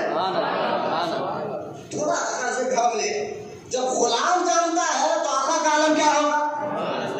تو یہ سارے وہابیوں سے ہمارا تو معاملہ یہی معاملہ کہ ہم وہ کہہ رہے ہیں وہ نماز کی دعوت ہے، میں نے کہا نماز تو ایک بہانہ، اصل میں تمہارے دلوں سے محبت رسول اور ایسے گندی باتیں بٹھا دیتے ہیں جو تمہارا دماغ کام نہیں کرتا، لیکن یوں سمجھے کہ یہ لوگ شہد میں زہر دینا چاہتے ہیں، تو ان کی باتوں میں نہ آئے۔ تو خیر اسرائیل علیہ السلام آئے، داؤد علیہ السلام سے ملاقات کرے، اللہ کے نبی داؤد علیہ السلام جو سلیمان علیہ السلام کے والد بھی ہے، بولے محمد صلی اللہ علیہ وسلم۔ داؤد علیہ السلام کے پاس آئے، بیٹھے اور بات کرتے کرتے ایک شخص کو دیکھا اور دیکھ کر کہا کہ اے اللہ کے نبی اب 6 دن کے بعد مرنے والا، یعنی 6 دن کی اس کی زندگی ہے، اس کے بعد اللہ کا حکم ہے اس کی روح نکالنا۔ تو داؤد علیہ السلام نے کہا کہ ملک الموت یہ تو بیچارے کی ابھی بھی شادی ہوئی ہے، شادی ہو گئی تھوڑے دنوں میں آیا، نیا دولہا ہے، بولے نہیں میری جو ڈیوٹی ہے میں نے آپ کو بتائی ہے، اللہ کا حکم ہے اب 6 دن کے بعد مر جائے۔ اب 6 دن گزر گئے، کئی دن کے بعد پھر داؤد علیہ السلام بیٹھے ہوئے ہیں، جو 6 دن کے بعد مرنے والا تھا نا وہی شخص آیا، داؤد علیہ السلام نے اس کو دیکھا تو 6 دن کا بڑبڑا رہا تھا. ملک الموت نے تو 6 دن کا ٹائم تھا بتایا تھا, لیکن زندہ ابھی تک کئی دنوں کا 6 کے 1 مہینہ گزر گیا, مثال کے طور پر مہینہ گزر گیا, یہ ابھی تک زندہ کیوں ہے؟ آپ نے فرشتے ملک الموت نبی ہے نا, نبی ملک الموت کو بلا کر کہا کہ تم نے تو کہا 6 دن میں مرنے والا ہے. تو فرشتے ملک الموت نے کہا کہ میں نے جو کہا وہ سچ تھا, لیکن معاملہ یہ ہوا کہ اب اس کی روح نکلنے کے لیے 1 دن باقی تھا. تو یہ جا رہا تھا تو راستے میں ایک بوڑھا بابا ہمدا تھا, وہ بھوکا تھا اور دعا کر رہا تھا کون اللہ کی راہ میں بولتے ہوئے کھانا کھلائے گا, اور وہ دعا کر رہا تھا. تو اس نے اس کو خیرات دی. دیکھیں اللہ کی راہ میں خیرات دینے سے کیا ہوتا ہے. اس نے اس کو خیرات دی, اور خیرات دینا تھا تو اس نے دعا کی کہ تو نے میرے کو خیرات دی, اللہ تعالیٰ تیری مغفرت بھی کرے اور تیری عمر بھی لمبی کرے. تو لہٰذا خیرات دینے سے اور اس کی دعا کی وجہ سے اب اس کی عمر 6 دن کے بعد تو مرنا تھا, لیکن اللہ نے 60 سال اس کی عمر بڑھا دی ہے. تو دعاؤں سے بھی تقدیر بدلتی ہے, یہ بھی بات پتہ چلا. اور اللہ کی راہ میں خیرات دینے سے بھی عمر لمبی ہوتی ہے. اس لیے مساجد کا چندہ ہو یا سنی مسجد کی بات کر رہا ہوں, سنی مدرسوں کی بات کر رہا ہوں, جب بھی ایسے لوگ آئے نا تو دل کھول کر آپ دیا کریں تاکہ آپ کی عمر میں اللہ برکت عطا فرمائے. لیکن ایک اور طریقہ سن لیجیے جس کی وجہ سے عمر لمبی ہوتی ہے. میں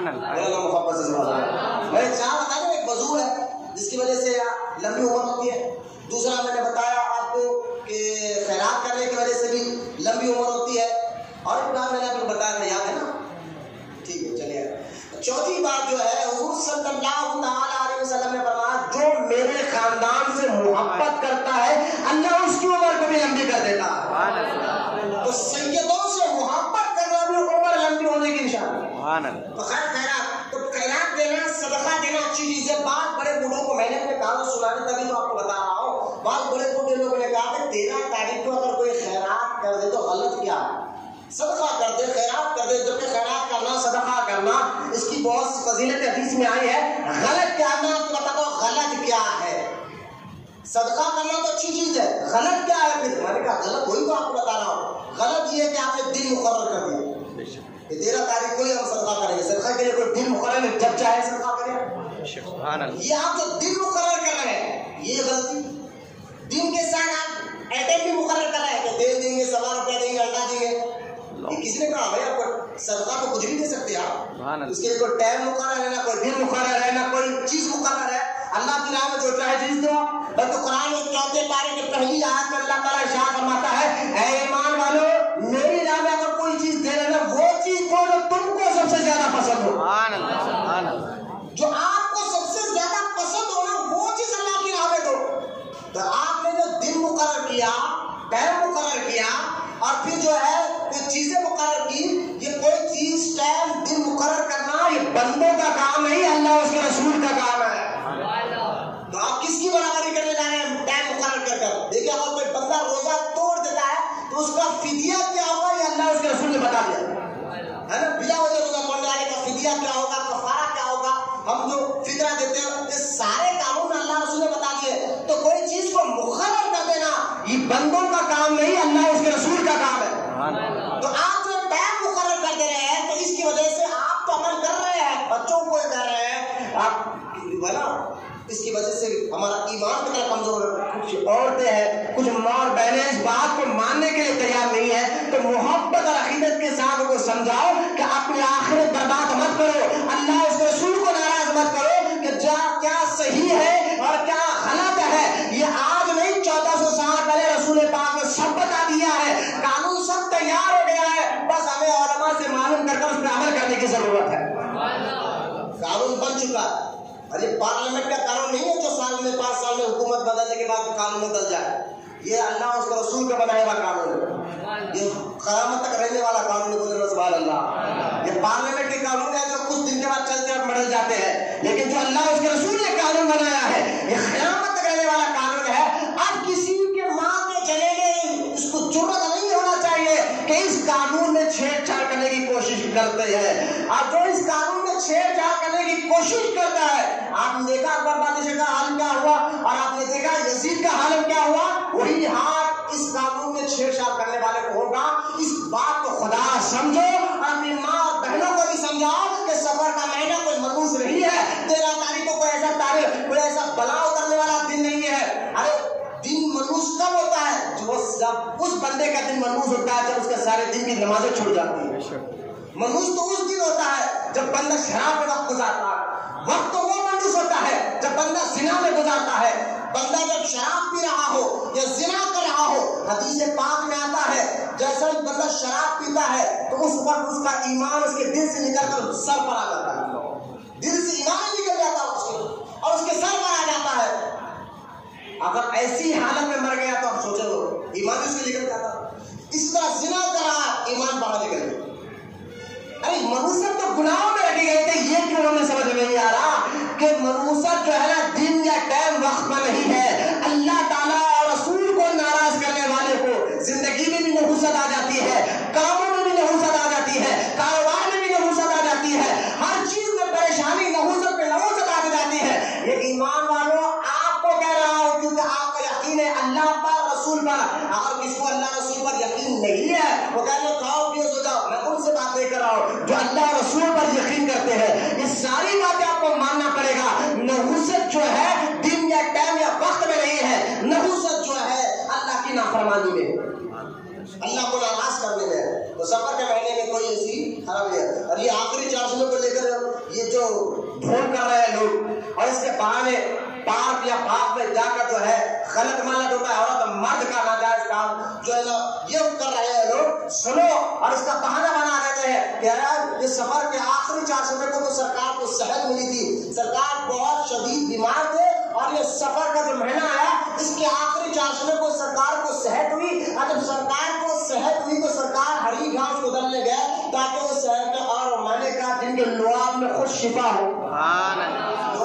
دھوپ کو جو خود شفا رحمت للعالمین بن کر آئے ہو وہ گھاس ہو گئے سکونے سے ان کو کیا صحت ملے گی؟ سوچ رہا ہے گھاس میں گھاس دیکھنے گزرے تو صحت مل رہی اس لیے گئے تھے. آپ سنو خود سرکار رحمت للعالمین نے شفا ان کے در سے ملتی ہے، ان کے در کے غلاموں سے لوگوں کو شفا ملتی ہے. اب آؤ صحیح بات کیا تھی؟ کیا واقعی سفر کے مہینے کے آخری 4 جمعے کو سرکار کو صحت ہوئی اور سرکار گئے تھے باہر؟ تو پہلے تو یہ غلط ہے. اور رہا سنو کیا حدیث مبارکہ میں آتا ہے اسی سفر کے آخری 4 جمعے کو سرکار کی بیماری کم نہیں ہوئی بلکہ آپ اور زیادہ تکلیف میں تھے. حدیث میں تو یہ ہے کہ سرکار تو اور زیادہ تکلیف میں تھے اور اسی تکلیف کے بعد آپ جو ہے نا 12 ربیع الشریف کو آپ اس دنیا سے تشریف لے کر گئے. سمجھے آپ یہ کتنا غلط بات ہے؟ آخری 4 جمعہ اور 13 تاریخ یہ ساری باتیں میں نے ضروری سمجھا اور اس پر میں نے بہت زیادہ وقت آپ کے سامنے لے کر بات کی. اللہ تمام کو تمام باتوں سے کہنے سننے سے زیادہ عمل کی بھی توفیق عطا فرمائے. اللہ ہم کو یہ بات کو عمل کرنے دوسروں تک پہنچانے کی بھی توفیق عطا فرمائے. خالص اسلامک مزاج بنائیے خود کا بھی گھر والوں کا بھی. تبھی ماحول سدھرے گا، تبھی گھروں سے نحوست ختم ہوگی، تبھی ہماری زندگیوں سے پریشانیاں ختم ہوگی، تبھی ہم اللہ تعالیٰ کی نگاہ میں عزت والے بنیں گے. اور جو اللہ کی نگاہ میں عزت والا بنتا ہے اللہ تعالیٰ اس کو دونوں جہاں میں کامیابی عطا فرماتا ہے. یہ ساری باتیں سمجھ جانے کے بعد جو آیت میں نے پڑھی ہے آپ پڑھ تو نہیں نا؟ بولے محبت سے سبحان اللہ. ایک بار سبحان اللہ کہنے سے اللہ جنت سے ایک طرف لگا دیتا. بولے سبحان اللہ. یہ ساری باتیں کہنے کے بعد گزشتہ جمعہ جو میں نے باتیں کہی سفر کے میں نے سلام کے متعلق سلام کرنے کے متعلق جو باتیں میں نے موٹی موٹی آپ کے سامنے بتا دی ہے اس پر عمل کریں. سیکھنا ضروری تھا آپ کے لیے، یہ سمجھنا اور سیکھنا ضروری تھا آپ کے لیے. میں نے بات بتا دی ہے. گزشتہ جمعہ میں نے آپ کو بتایا تھا کہ امام سیدنا امام علی مقام رضی اللہ تعالیٰ عنہ کی شہادت کا واقعہ ہے اور مختصر طور پر کہ آپ کی شہادت ہوئی اور شہادت کے بعد آپ کو میں نے یہی بتایا تھا کہ زمین اور آسمان سے یعنی زمین کے جس پتھر کو اٹھا کے زمین سے اس پتھر کے نیچے خون نظر آتا. یہ بھی بتایا تھا آسمان کی لال سرخی کے بارے میں نے آپ کو بتایا تھا بلکہ جنات کے رونے کی آواز جانوروں کے رونے کی آواز تک سنی گئی ہے. تو یہاں کا شہادت کے بعد اس کے بعد کیا ہوا؟ اکثر لوگوں کو اس ٹائپ نہیں ہوتا بیٹا باہر پہنچ کر مسجد تو نہیں پہنچنا کبھی آپ سامنے نظر ہے سامنے کوئی فرق نہیں سامنے نظر ہو. مسجد کے اندر آ کر منہ ہاتھ پہنچنا اس کا کیا ہے میں بتا رہا ہوں. بہت مسجد کے آداب سیکھیں. اللہ کے واسطے مجھے یہ مسلمان ہیں, ہمیں مسجد کے آداب آنا چاہیے. مسجد کے آنے کے طریقے بھی سر اللہ اس کے رسول نے بتایا. اگر تعجب ہے کہ ہماری عمر 5 سال یا 60 سال 50 سال 35 سال ہو گئی, ہم مسجد میں آنے کا طریقہ نہیں معلوم, تو میں تعجب ہے ہم مسلمان ہم کلمہ پڑھو. مسجد میں کیوں ہے بھائی, میں بتاتا ہوں کیوں مسجد میں آتے ہیں ہم ہاتھ پیر نہ پہنچے. کیوں؟ پہلی تو وجہ یہ ہے کہ مسجد اللہ کا گھر ہے. اللہ محبت سے سوال ہے. کسی بادشاہ کے گھر میں آ کر ایسی بے ادبی نہیں کی جائے. بادشاہ کے سامنے یا کمشنر کے سامنے جا کر ہاتھ نکالو پوچھو, انہیں اٹھا کے پھینک دیتا آپ کو. تو ہم معمولی سی کسی کے پاس انٹرویو دینے جاتے ہیں تو تیار گھر میں ہو کر جاتے ہیں. بالوں کو سجانا ہو یا کپڑوں کو سیدھا کرنا سب گھر میں کرتے. آفس میں جا کر باس کے سامنے حرکت نہیں کرنا. یہ مان لیجیے بات سوچنے کے لائق ہے. پھر اللہ کا گھر ہے تو اللہ کا گھر ہے. مسجد کیا ہے؟ قرآن فرمایا اللہ پاک قرآن میں کہ مسجد اللہ کا گھر ہے. یہ مطلب نہیں کہ مسجد کے اندر اللہ رہتا ہے. اللہ رہنے سے پاک ہے, جگہ سے پاک ہے, لیکن نسبت ہو گئی نا اللہ کے گھر سے تو اس کا ادب بھی بتایا گیا. اب جانتے کہ جب مسجد میں بندہ آنا چاہتا ہے تو مسجد کی سیڑھیوں پر تو فرشتے کھڑے ہوتے ہیں. یہ حدیث بتا رہا ہوں. بولے محبت سے سبحان اللہ. تو فرشتے کھڑ کر ان کو روک لیتے, رک جاؤ لے جانا. آپ بولیں گے مسجد میں آئے تو فرشتے روکتے کیوں ہیں اور وہ دکھتے کیوں نہیں؟ میں نے کہا دیکھو بھائی, اس کے لیے آخری طور پر ایک بات بتا دوں. سائنس کہتی ہے ہر خالی برتن میں گیس ہوتا ہے. خالی گلاس ہے, سائنس کہتی ہے اس کے اندر گیس ہوتا ہے. اگر تو یہ مجھے نظر نہیں آ رہا گیس اس کے اندر, تو سائنس کے پاس ایک میکرو آئینہ ہوتا ہے, وہ آئینہ لگا کر اس کو دیکھنا پڑتا ہے. وہ آئینہ ہوتا ہے آئینہ, تو اس کے اندر گیس ہے نہیں ہے وہ آئینہ پہلے سے معلوم ہوتا ہے. تو خاص اس کی ایک اینک ہوتی ہے, میکرو گلاس ہوتا ہے, اس کے اندر اس کو پہلے سے خالی برتن کی گیس نظر آتی ہے. تو اسی طرح فرشتوں کو دیکھنے کے لیے ایمان اور روحانی طاقت دینا پڑتا ہے, روحانی آنکھ ہونا پڑتا ہے, اس کو فرشتے نظر آتے ہیں. جیسا کہ اللہ والوں کو اللہ کا پتا. خواجہ بایزید بستامی کو آپ جانتے ہیں, خواجہ بایزید بستامی جو غوث پاک رضی اللہ عنہ کی ان کے واقعات بیان کرتے ہیں, سمجھے. خواجہ بایزید بستامی کی عادت تھی, بولو سبحان اللہ. کیا طریقہ بزرگوں, اللہ قرآن میں فرماتا ہے ان کے طریقے پر چلو جن پر میرا انعام ہوا ہے. خواجہ بایزید بستامی پر اللہ کا انعام ہوا. ان کا طریقہ کیا تھا آپ جانتے ہیں؟ جب گھر سے نکلتے مسجد جانے کے لیے تو گھر سے لے کر مسجد کا جو راستہ ہوتا ہے نا, تو راستے میں تھوکنا ادب کے خلاف سمجھتے تھے. محبت سے سبحان اللہ. ادب کون کرے یار, کون کرے ادب؟ جس راستے سے مسجد کا راستہ آتا ہے اس راستے میں بھی آپ تھوکتے نہیں تھے. بولے یہ راستہ مسجد کو جاتا ہے, ادب پتا ہے. تو میں نے کہا ان کو یہ نظر آتا ہے, تو فرشتے روک لیتے تھے. اللہ پوچھتا کیوں؟ مولا یہ سر سے لے کر پیر تک گناہوں میں ڈوبے ہوئے ہیں اور یہ گناہوں والا جسم لے کر تیرے گھر میں جانا چاہتا ہے. اللہ فرماتا ہے کام کرو, میرا بندہ. سبحان اللہ. میں سنو مسجدوں کے بارے میں, ایک ساری مسجد بنا دے نا, تھوڑا اس کے آقا بھی سمجھو. بنانا آسان ہے تو اس کے آقا بھی ہے. مسجد اللہ کرے خالی مسجد کے اندر کا اگر کوئی کچرا, کیا کچرا جھاڑو مار کر کچرا ایک کور میں ڈال کر اپنے گھروں میں رکھ لے, پھینکے نہیں گھر میں رکھ لے, تو اللہ تعالیٰ اس گھر میں برکت داخل فرماتا ہے. مسجد کے آداب آپ کو بتا رہا ہوں.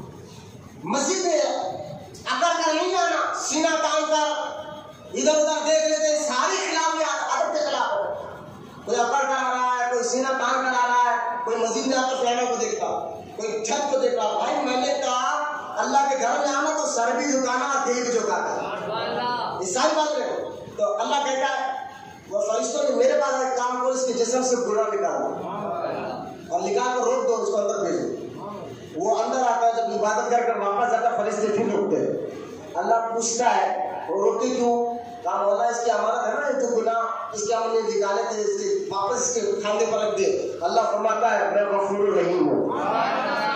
اے فرشتوں میں نے اس کے سارے گناہ معاف فرما دیا. یہ ہے مسجدوں کا احترام اور ادب. تو مسجد کے اندر آ کر کوئی اگر وضو کا پانی پوچھ رہا ہے دستی سے لے کر, تو وضو کا پانی مسجد کی فرش پر اندر کے حصے میں آ کر ٹپکانا یہ گناہ ہے. یہ مسجدوں میں نہیں ہو رہی ہے, اگر بات کرنی ہو رہا ہے ہم تو بولتے ہیں کھل کر. آپ سمجھے بات, مسجد میں اندر آ کر آپ پوچھ رہے ہیں وضو کا پانی آ کر ٹپک رہا, کیوں؟ کیونکہ جو وضو کا جو پانی ہوتا ہے وہ آب مستعمل، یعنی اس پانی سے بندے کے گناہ دھوئے جاتے ہیں. جب آپ وضو کرتے ہیں وضو کا ہاتھ لگا تو ہاتھ کے گناہ دھلے گئے، چہرے میں لگا پانی تو چہرے کے گناہ دھلے گئے. تو جو پانی سے آپ کے گناہ دھلے گئے ہو وہ پانی اللہ کے پاک گھر میں نہیں گرایا جاتا. اس لیے منع ہے. مسجد کا اگر آدب سیکھو تو چہرے پہ نور بھی آئے گا، مسجد میں بیٹھنے کو دل بھی چاہے گا. ہاں، عبادت میں بھی دل لگے گا، نماز میں بھی دل لگے گا. آج 3 گھنٹے کا پکچر دیکھنا ہمارے لیے آسان ہے اور تعجب ہے ان نوجوانوں پر مسجد میں 1 گھنٹہ بیٹھنے کے لیے ان کو بیزار کیا گیا. کدھر ہماری سوچ آ رہی ہے اس پر؟ یہ میں آپ کو جگہ جگہ روک کر یہی بات بتا رہا ہوں جو امام حسین جس کے خاطر، اسی دین کی خاطر اپنے جان کو قربان کیا. ہاں، ایسا نہیں آپ سختی سے بولتے میں نے کہا حسین نے تو یہی کام کر کے بتایا. ظالمو، تمہارے ہاتھ میں ہاتھ نہیں دوں گا، نانا کا دین ہمیشہ بلند رہے گا. دین اتنی اہمیت کا ہے تبھی تو کوئی چیز اہمیت کی ہوگی تبھی تو اس کے لیے قربانیاں دی جاتی ہے، تبھی تو جان دی جاتی ہے. دین اتنی بڑی اہمیت کی چیز ہے، اسی کے خاطر تو امام حسین نے اپنے آپ کو تو چھوڑے، اپنے اولاد کو، بھانجوں بھتیجوں کو سب کو اللہ کی راہ میں پیش کر دیا. یہ کربلا کا پیغام بھی ہے، اس کو سمجھ لیا. کربلا کا پیغام کیا ہے کہ دین کی حفاظت کرو، دین پر عمل بھی کرو، دین پر چلو بھی، شریعت پر عمل بھی کرو. اور جو شریعت کا مذاق اڑاتا ہو ایسے کو کربلا کا واقعہ، یعنی کربلا کے بارے میں امام حسین کے بارے میں کہنا کہ حسین والے یہ کہنا اس کو میں کہتا ہوں مناسب نہیں ہے. جو تم خود داڑھی کاٹ رہے ہو، نمازیں چھوڑ رہے ہو، شراب پی رہے ہو، ارے سارے کام تو یزید بھی کر رہا تھا، اسی کے خلاف تو حسین کھڑے ہوئے تھے نا. خلاف تو اسی کے خلاف کھڑے ہوتے ہیں. اور پھر اپنے آپ کو سارے کام کرو اور ہم حسینیوں کو دعویٰ مت کرو. جس کام کے لیے امام علی مقام نے شہادت دی، اپنی اولاد کی اور خود کی جان میں دی ہے، اس کام پر اگر آپ عمل کرو گے، وہ دین پر عمل کرتے ہوئے یا حسین کہیں گے، پھر دیکھو اثر کیسے ہوتا ہے. جیسا کہ ناگپور کے تاج اولیاء رحمۃ اللہ تعالیٰ علیہ کے دور میں آپ کے پاس لوگ آئے، کہنے لگے بابا تاج الدین سرکار ایک بیماری پھیل رہی ہے اور اتنی خطرناک بیماری ہے جس کو بھی لگ جا رہی ہے. جیسا کرونا وائرس تھا نا، تاج الدین بابا کے دور میں بھی ایک بیماری پھیلی تھی اور ایسی خطرناک بیماری تھی جس کو آتے ہو مر جا، جس کو آنے مر جانا. تو لوگ آئے شکایت لے کر تاج الدین بابا کے پاس، بابا کرو نہ کرم کرو، دعا کر دو نا سرکار یہ بیماری ختم ہو جائے. تاج الاولیاء بیٹھے تھے، منظم ہے، آپ کھڑے ہوئے اور ایک ہاتھ میں جھنڈا لیا. آپ جانتے ہیں، آپ تاریخ میں لکھا ہوا آتا ہے تاج الاولیاء جھنڈا لے کر آپ نعرہ لگاتے ہیں. نعرہ بھی کیا پیارا نعرہ تھا، یا حسین یا حسین یا حسین. یہ کہتے ہیں تاج الاولیاء جب ناگپور میں روڈ پھر رہے تھے، لوگوں نے دیکھا تو چل ہی یا دنوں میں اللہ تعالیٰ نے حسین پاک کے صدقے میں اس بیماری کو ختم فرما دیا. ہاں، یہ امام حسین جب ان کے چاہنے والے نام لیتے نا تو آنے والی بیماریاں بھی بھاگ جاتے ہیں. تو تھوڑا خدا کے واسطے مساجد کے ادب کو ملحوظ رکھیے. جب بھی مسجد میں آئے، آج کے بعد آپ اللہ کے گھر میں آئے، یہ ہر مسجد کا ادب کریں گے انشاءاللہ. مسجد کے باہر اپنے وضو کے پانی کو مسجد کے باہر ٹھہر کر پہنچیں گے بولے انشاءاللہ. اور مسجد میں آنے سے پہلے گنڈیاں لگا لیں گے، آستین چھوڑ لیں گے بولے انشاءاللہ. آپ بھی انشاء دیں گے، آپ سو کر بولے انشاءاللہ. کریں گے اس پر عمل انشاءاللہ. اللہ ہم کو عمل کی توفیق عطا فرمائے. مسجد میں اگر اللہ کے واسطے یہ ٹوک نہیں رہا ہوں، میں آپ کو یہ دین بتا رہا ہوں. آپ کو بولنے سے نہ میرے خون میں اضافہ ہونے والا، نہ گوشت میں اضافہ ہونے والا. یہ ساری باتیں، یہ حق ہے ممبروں پر بیٹھنے والوں کا، اس کو بتانا ہماری ڈیوٹی ہے، ذمہ داری ہے. سرکار نے فرمایا تمہاری آنکھوں کے سامنے کوئی برائی ہو رہی ہو، تمہارے آنکھوں کے سامنے کوئی برائی ہو رہی ہے تو ہمت ہو تو ہاتھ سے ہٹاؤ، روکو اس برائی کو. اگر اتنی ہمت نہیں تو زبان سے بولو. تو یہ ہم بولنے والا کام کریں، ہے نا. ہم بولیں گے کہ بھائی داڑھی یزید نے کاٹا تھا، ہم پکڑ کر نہیں بولیں گے داڑھی کا کبھی. ہم بولیں گے، ہماری ڈیوٹی بولنے کا ہے، بتا رہے ہیں. کیونکہ سرکار نے فرمایا ہمت نہیں ہے، ہمت اور ہمت کا جو کام کیا تھا برائی کو دیکھا ہاتھ سے ہٹائی، وہ امام حسین کی ذات بات ہے. محبت سے سبحان اللہ. آج سرکار مدینہ علیہ السلام کی دیواروں اللہ تعالیٰ پہلے دیکھیں شہادت کا کتنا بڑا مقام اور مرتبہ ہے. اللہ تعالیٰ قرآن میں فرماتا ہے وَلَا تَقُولُوا لِمَن يُقْتَلُ فِي سَبِيلِ اللَّهِ أَمْوَاتٌ بَلْ أَحْيَاءٌ وَلَكِنْ لَا تَشْعُرُونَ. دوسرا پارہ سورہ بقرہ اللہ فرماتا ہے جو اللہ کی راہ میں شہید ہو گئے، قتل کیے گئے ہیں، سرکار اللہ فرماتا ہے ان کو مردہ مت سمجھو. بے شک ان کو مردہ مت سمجھو، بل احیاء ولکن لا تشعرون۔ اللہ کے ارشاد فرماتا ہے بلکہ میں ان کو رزق بھی دیتا ہوں، اپنے خبروں میں زندہ ہے۔ یہ قرآن کی آیت ہے، یہ قرآن کی آیت ہے۔ شہید کو مردہ مت کہو، شہید کو مردہ مت کہو، بولنا شہید کو مردہ مت، سمجھ بولا شہید کو سمجھ، کہنا منع، کہنا منع تو ہو سکتا تھا، کوئی کہنے والا کہا تو نہیں سوچ سکتا تھا کہ بندے کا سر نکلا ہوا ہے، ہاتھ پیر کٹے ہوئے ہیں، میدان جہاد میں اس کی علاج کرے گی، ہم دیکھ رہے ہیں کہ بندہ ہے یا اللہ کا بندہ ہے، سر کٹ گیا، ہاتھ پیر سب کٹ گئے، دیکھنے میں تو مردہ ہے نا، لیکن اللہ کہا مردہ مت کہو، قرآن کہتا ہے مردہ مت کہو۔ اچھا کہہ تو نہیں سکتے، ہو سکتا سوچے سوچے تو اللہ فرماتا نہیں، کہنا بھی منع۔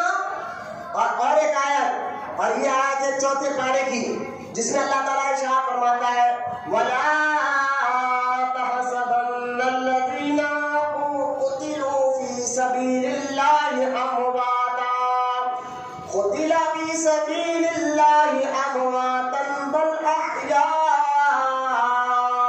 عِندَ رَبِّهِمْ يُرْزَقُونَ۔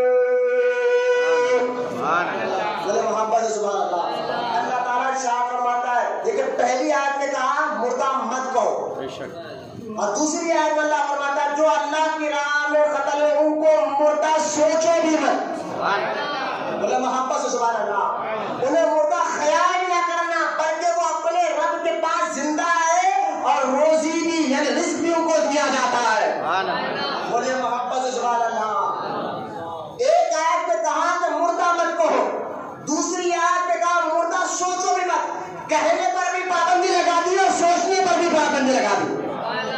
تو پتہ کیا چلا، شہادت یہ اللہ کا ایک ایسا انعام ہے، اللہ کا ایسا انعام ہے، جو شہید ہوتا ہے اللہ کی راہ میں اللہ ان کو خبروں میں بھی زندگی عطا فرماتا ہے۔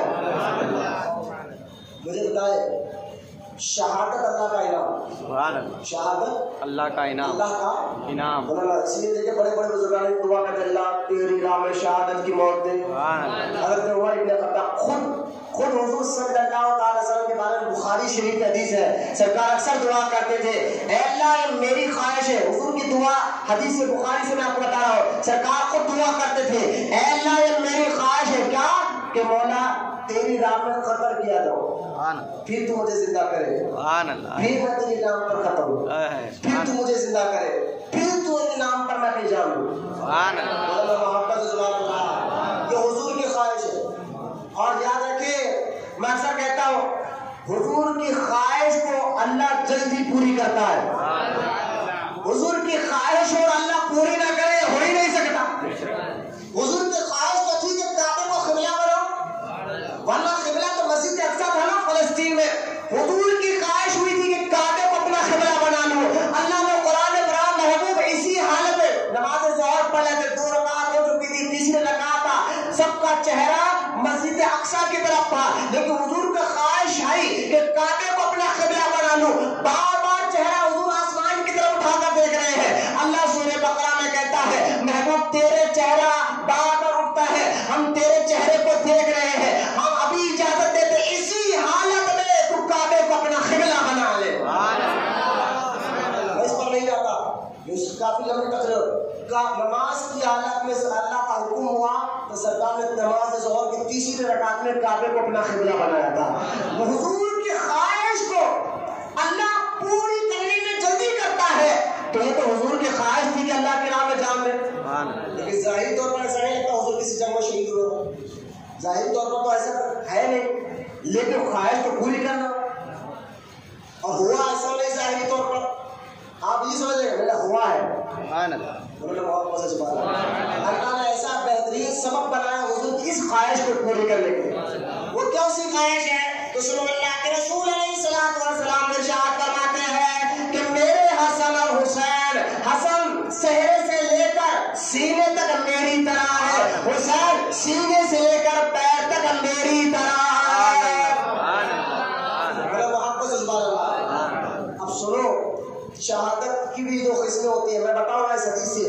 حضور کے خواہش کو اللہ نے پورا کیا. شہادت اللہ کا انعام سمجھ گئے؟ بے شک. مولانا محمد سبحان اللہ. شہادت اللہ کا انعام. اور شہادت کی دو قسمیں. کتنے؟ دو قسمیں. ایک ظاہری ایک باطنی، جس کو جہری بھی کہتے ہیں سری بھی کہتے ہیں. میں اس مسئلے میں نہیں جانا چاہتا، بہت تیزی سے جا کے مسئلہ حل کرنا چاہتا ہوں، اس کو ذرا غور کریں. ایک شہادت سری ہوتی ہے، ایک شہادت جہری ہوتی ہے. سری شہادت چھپی ہوئی، جہری شہادت وہ جو میدان میں لڑتے لڑتے اللہ کے نام پر جان دے. جیسا کہ نماز ہے نا، کہ ہم جو ہے فجر میں مغرب میں عشاء میں بلند آواز سے خرید کر کے نماز پڑھتے ہیں، امام سے پڑھاتے ہیں، اس کو جہری نماز کہتے ہیں.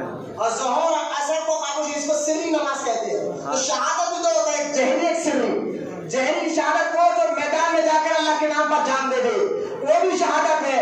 اور جو اللہ کے نام پر ساری زندگی اللہ اللہ کرتے کرتے اپنی جان اللہ کے نام پر دے دے، اللہ اس کو بھی سری شہادت کا ثواب عطا فرماتا ہے. سری شہادت اور سری شہادت چھپی ہوئی شہادت امام حسن کو زہر دیا گیا، تو اللہ نے ان کو جو شہادت کا مقام دیا امام حسن کو، اس کو امام حسن کو، تو وہ شہادت سری تھی. سبحان اللہ سبحان اللہ. اور امام حسین میدان میں اللہ کی راہ میں لڑتے لڑتے شہید ہوئے نا، یہ شہادت جہری تھی. سبحان اللہ. اور سرکار کا فرماتے ہیں حسن سر سے لے کر پیٹ تک میری طرح، سبحان اللہ. اور ناک سے لے کر پیر تک حسین میری طرح. میں نے دیکھ سنا حدیث کو، سرکار فرما رہے حسن اور حسین حسن میری طرح ہے سر سے لے کر ناک تک، حسین میری طرح ناک سے لے کر پیر تک. تو لہذا اصل میں حسن اور حسین کی شہادت حضور ہی کی شہادت ہوگی. سبحان اللہ سبحان اللہ. بولے محمد سبحان اللہ. یہ شہادت کا جو مقام و مرتبہ ہے، لوگ کہتے ہیں کہ تم بدر کا واقعہ کیوں بیان نہیں کرتے ہو؟ ہم نے کہا دیکھو بدر رمضان کے مہینے میں ہوئی تھی، آپ جا کر یوٹیوب پہ دیکھیں رمضان کے ہم دو جمعے میں بدر کے واقعے پر بیان کیا. لیکن کربلا کا واقعہ اتنا زیادہ کیوں بیان کرتے ہو، اتنا وقت کیوں لگاتے ہو؟ ہم نے کہا کربلا کا واقعہ کوئی عام واقعہ نہیں، حسین کی شکل میں ہمارے نبی کی شہادت کا واقعہ ہے. بولے محبت سے سبحان اللہ. اس کا میں پہلو اور آسان کر کے بتاؤں گا، لیکن وقت زیادہ نہیں ہے.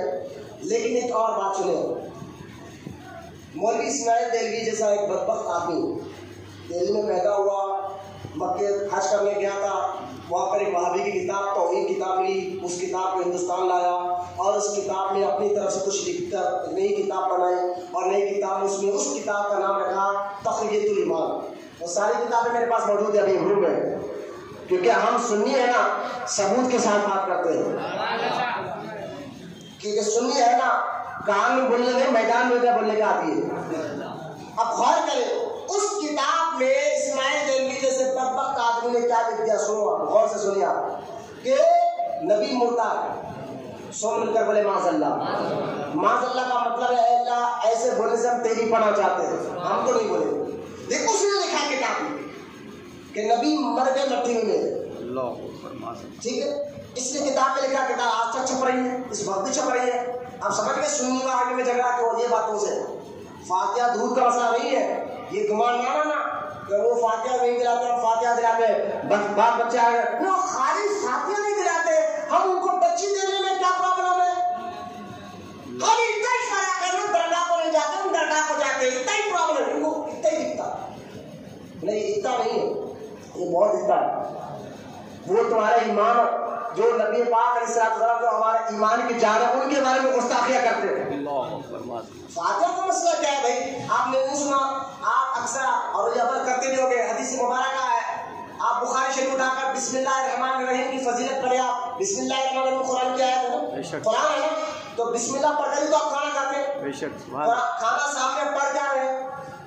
بسم اللہ الرحمن الرحیم پڑھ رہے ہیں. حدیث پاک میں آیا جو قرآن پڑھ کر کھانا کھاتا ہے اس کو شیطان کھاتا نہیں، اس کو شیطان نہیں کھاتا. تو فاتحہ بھی تو یہ نہ کہ سامنے رکھ کر قرآن پڑھ رہے ہیں. اگر کوئی نہیں کھاتا ہم فاتحہ کا نہیں کھاتے، میں نے کہا آپ کو برا مت مانو. جس کھانے پر قرآن نہیں پڑھا نہیں جاتا اس کو شیطان، جس کھانے پر قرآن پڑھا جاتا ہے اس کو شیطان نہیں کھاتا. اب تم کیا ہے ہمیں نہیں معلوم. تو فاتحہ کا جھگڑا نہیں ان لوگوں، ان کے وہابیوں نے، ان کے استادوں نے اپنی کتابوں میں اس طرح کی باتیں لکھیں کہ نبی معاذ اللہ مردہ ہے، جو ان کا عقیدہ. اب میں ایک بات توجہ کرنا آپ لوگ کو یار، میرے ایک بات پر غور کریں. یہ ان کا عقیدہ ہے کہ وہ نبی کو مردہ کہہ رہے وہابی، اور کہتے بھی ہیں، مانتے بھی ہیں، سمجھتے بھی ہیں. اور جو یہ کہتا ہے، مانتا ہے، سمجھتا ہے، اور لاکھ نمازیں پڑھ لے وہ مسلمان نہیں ہو سکتا. لاکھ روزے رکھنے وہ مسلمان، وہ اس کی عبادت قبول نہیں ہوئی، نہ نماز قبول، کیونکہ اس نے مان لیا، سوچ لیا، سمجھ لیا کہ نبی مرتا. میں ایک بات آپ کو یہ سمجھانا چاہتا ہوں کہ اس کی دلیل کیا کہ نبی زندہ ہے. میں ایک حدیث تو بتائی، لیکن ایک آسان بتاتا ہوں. شہادت اللہ کا انعام. کیا ہے شہادت؟ اللہ کا انعام. اور شہید ہونے والے کو مردہ کہنا کیا ہے؟ منع ہے. مردہ کہنا منع ہے. بول بھی نہیں سکتے، سوچ بھی نہیں سکتے. اگر شہید کو کوئی مردہ کہے گا تو وہ کافر ہو جائے گا، کیونکہ قرآن کی آیت کا انکار کر رہا ہے. قرآن کی ہر آیت پر ایمان لانا ہر مسلمان کے لیے ضروری ہے. ایسا نہیں کہ قرآن کچھ آیت کو مانے کچھ کو نہ مانے، وہ مسلمان نہیں ہو سکتا. قرآن کی ہر آیت کو ماننے والا مسلمان. تو قرآن کی ایک آیت صرف قرآن میں نماز، روزہ، حج، زکات کا مسئلہ نہیں ہے، ساتھ ہی ساتھ قرآن میں حلال حرام کے مسئلے کے ساتھ ساتھ نبی کی عظمت بیان کی گئی ہے، ولیوں کی بھی عظمت بیان کی گئی ہے. تو قرآن کی آیت ہے نا بھائی، اللہ کی راہ میں شہید ہونے والے کو مردہ مت کہو. دوسری آیت ہے کہ اللہ کی راہ میں شہید ہونے والے کو مردہ مت سوچو. کہنا بھی منع، سوچنا بھی منع. اور شہادت اللہ کا انعام. اور یاد رکھیے، انعام وہی انعام ہوتا ہے. بولو سبحان اللہ. میں ایک بات بتاتا ہوں، انعام وہی انعام ہوتا ہے جس کو رسول کے صدقے ملتا ہے.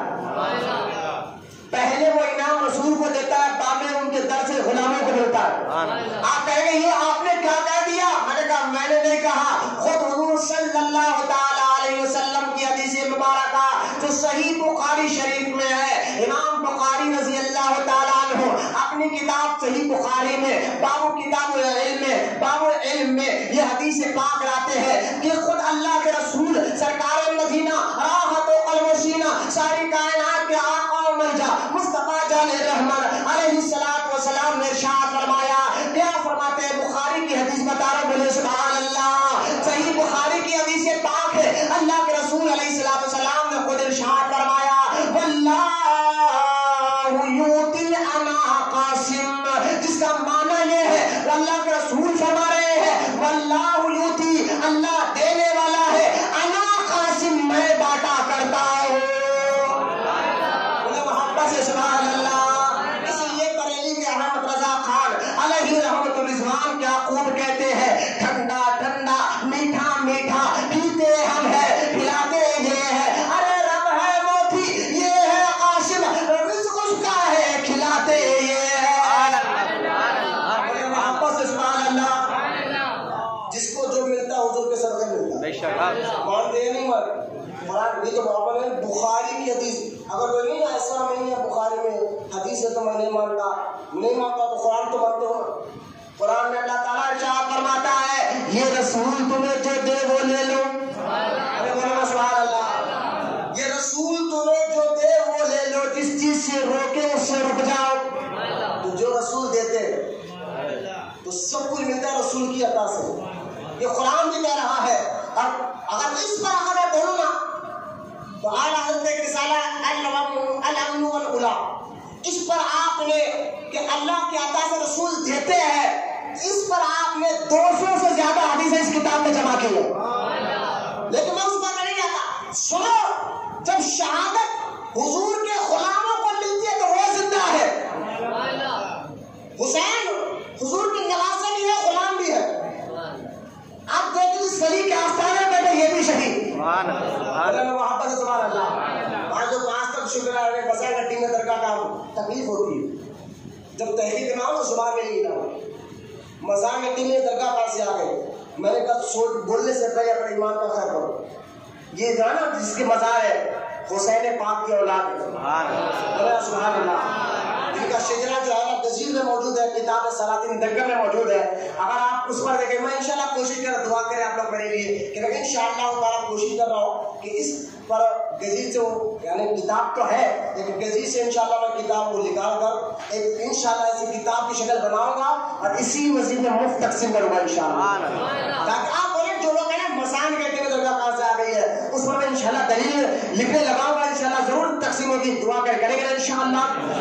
صاحب وزار امام حسین کی اولاد میں سے شہید ہے. بولو سبحان اللہ. اور شہید کے بارے میں کیا مردہ نہیں کر مت کہو. میں نے کہا جب غلام اپنی خبروں میں زندہ ہے تو آخر کا عالم کیا ہوگا. بولے محبت سے سبحان اللہ. امام حسین رضی اللہ تعالیٰ عنہ جب آپ کے جسم مبارک کو تن سر مبارک کو تن سے جدا کیا گیا, توجہ کریں, اس کے بعد یزیدی فوج خاموش نہیں ہے. میں نے شہادت کا مقام مطلب بتانے کے بعد امام حسین شہید ہوئے اور شہیدوں کے سردار ہیں, اسی لیے جو ہے نا سید الشہداء امام علی مقام کو کہا جاتا ہے, شہیدوں کے سردار امام حسین رضی اللہ تعالیٰ. بعض لوگ کہتے ہیں یار حج کا زمانہ تھا جب امام حسین مکہ چھوڑ کر مدینہ آ رہے تھے, کربلا کی طرف جا رہے تھے. میں نے ہاں حج کا زمانہ تو لوگ حج کرنے آ رہے تھے نا حاجی مکہ میں, لیکن امام حسین جو ہے مکہ چھوڑ کر ایک کربلا کیوں گئے, حج کر لینا تھا. میں نے کہا بات ہے تیری عقل, سوال کرے گا اعتراض کرے, اپنی کتابوں میں لکھے ایسی باتیں نہیں. یہ ضروری تھا امام حسین کو حج کرنا چھوڑ کر مدینہ چلے, کربلا گئے تو گئے, خود بھی شہید ہو کے بچوں کو شہید کر دیا. بکواس کرنے والے بہت بولتے. میں نے کہا دیکھو حج ساری زندگی میں ایک مرتبہ فرض ہے, وہ بھی مالدار پر, غریب پر ہی مالدار پر. فرض کس پر ہے؟ جس کے پاس اتنا پیسہ ہو جا کر آئے تھے, اس کے بیوی بچے محتاج بھی نہیں رہنا, کسی سے مانگ کے کھانے سے نوبت بیوی بچوں کی نہیں رہنا, وہاں جا کے آئے تک یہاں پر بھی گھر میں پیسہ ہو بھی. تو ایسے مالدار آدمی پر زندگی میں ایک بار حج فرض ہے. زندگی میں ایک بار زندگی میں. اب بعد میں پیسہ رکھ کر بھی نہیں جائے, اتنا پیسہ رکھ کر بھی بات نہیں, بیٹی کی شادی ہونے تک ہم نہیں جانا. میں نے کہا یہ اپنے خود طاقت باتیں میں بول رہا ہوں. سرکار نے فرمایا تو اتنی طاقت ہے کہ پیسہ رکھ کر بھی حج کرنے نہ جائے تو وہ یہودی ہو کر مرے یا نصرانی ہو کر مرے, مجھے اس کی پرواہ نہیں. سرکار نے فرمایا اللہ تو لہٰذا مال تو یہاں حج کتنی بڑی عبادت ہے, لیکن سال میں ایک بار فرض ہے. اور امام حسین 25 مرتبہ حج کر چکے ہیں. محبت سے سبحان اللہ. اور جو 25 مرتبہ حج پیدل مدینے سے مکہ کئی بار پیدل آ کر حج کرے, اور زندگی میں ایک بار حج فرض ہے. تو اس وقت جب امام حسین مکہ چھوڑ کر کربلا کی طرف جا رہے تھے تو آپ پر حج فرض تھا ہی نہیں. بے شک سبحان اللہ. بولے سبحان اللہ. تو یہ باتیں بکواس کرنے والے کرتے. خیر امام حسین رضی اللہ تعالیٰ کی شہادت کے بعد میں نے بتایا کہ آپ کے جسم مبارک سے دیکھیں یزیدی جب اللہ کا خوف دل سے ختم ہو جاتا نہ آخرت کا خوف, نہ مرنے کے بعد خبر میں جب دبائے گی فرشتے آ کر, یہ ساری باتیں جو دل دماغ سے نکل جاتے تو بندہ ہم بڑے بڑے گناہ کرنے لگ جاتا ہے. سوچ ختم ہے آخرت. اس لیے کبھی آپ آخرت کے لیے اللہ کے لیے کسی بندے سے محبت کر دیکھیں, خوف خدا رکھتے ہوئے کسی مسلمان سے محبت کر دیکھیں, یقین جانیے وہ خوف جو آپ کے دل میں ہے نا آپ کو غلط کام کرنے سے روکے گا. اب کہے گا یار میں اس کا مال لوٹے گا, اس کو ماروں گا, اللہ کو کیا چاہوں گا, یہ خیال آپ کے دل میں رہے گا. اب جس کے دل سے یہ خیال ہی نکل جائے, خوف کے ختم ہو جائے, خالی پیسہ دولت ہیرا سلالت, اچھا گھر, اچھی زندگی, اچھا مکان, تو جس کے دل میں یہ خوف کی چیزیں ساری آ جاتی ہیں, خوف نکل جاتا ہے, اللہ کا خوف, آخرت کا خوف, ساری چیزیں نکل جاتی ہے, تو ایسا بندہ پھر بڑے بڑے گناہ کر بیٹھتا. اس کو کوئی احساس نہیں ہوتا جیسا یزیدیوں کو ہوا تھا. ان کو خوف تھا, ختم ہو جاتا اللہ کا. نہ کس کو مار رہے ہیں, کیا کر رہے ہیں, سب جانتے تھے, لیکن پیسہ, عزت, شہرت, اچھا گھر, اچھا مکان, ان کے دل دماغ کو قبضہ کیا ہوا تھا. ان لوگوں نے اسی شوق میں آ کر ایسا کون سا کام نہیں کیا کربلا میں. ارے مارنے کے بعد آپ دیکھ لینا, آپ بھی کہیں قتل ہوتے ہیں دنیا بھر میں, مارنے کے بعد خاتون مار کر بھاگ جاتا ہے, لیکن یزیدیوں نے ایسا بدبختانہ کام کیا. امام حسین رضی اللہ تعالیٰ کو شہید کرنے کے بعد ٹوٹل 72 لوگ تھے, جس میں سے 20 لوگ امام حسین کے خاندان والے تھے, باقی امام حسین کے مرید و متقی تھے. تو 72 لوگوں کی لاشیں رکھی تھی, یہ گرے تھے. تو یہ یزیدیوں نے تب بھی ان کا دل ٹھنڈا نہیں ہوا, یہاں تک کہ ان کے جسم سے کپڑے نکالے اور ان کے جسموں پر سے گھوڑوں کو دوڑایا. سوچیے آپ, یہ قتل کرنے کے بعد شہادت کے بعد بتاؤں آپ کو یہ جسم کا انحصار ان کے یزیدیوں کا یاد تھا. اور تعجب ہوتا ہے یار, ایسے یزید کی لوگ تائید کر رہے ہیں. لوگ کہتے ہیں نہیں یزید جنتی ہے. میں نے کہا ماشاء اللہ, تمہیں یزید کا ساتھ مبارک ہو, ہمیں حسین کے غلاموں کا ساتھ مبارک. خیر کپڑے اتارے گئے, جس میں پاک پر گھوڑے لائے گئے.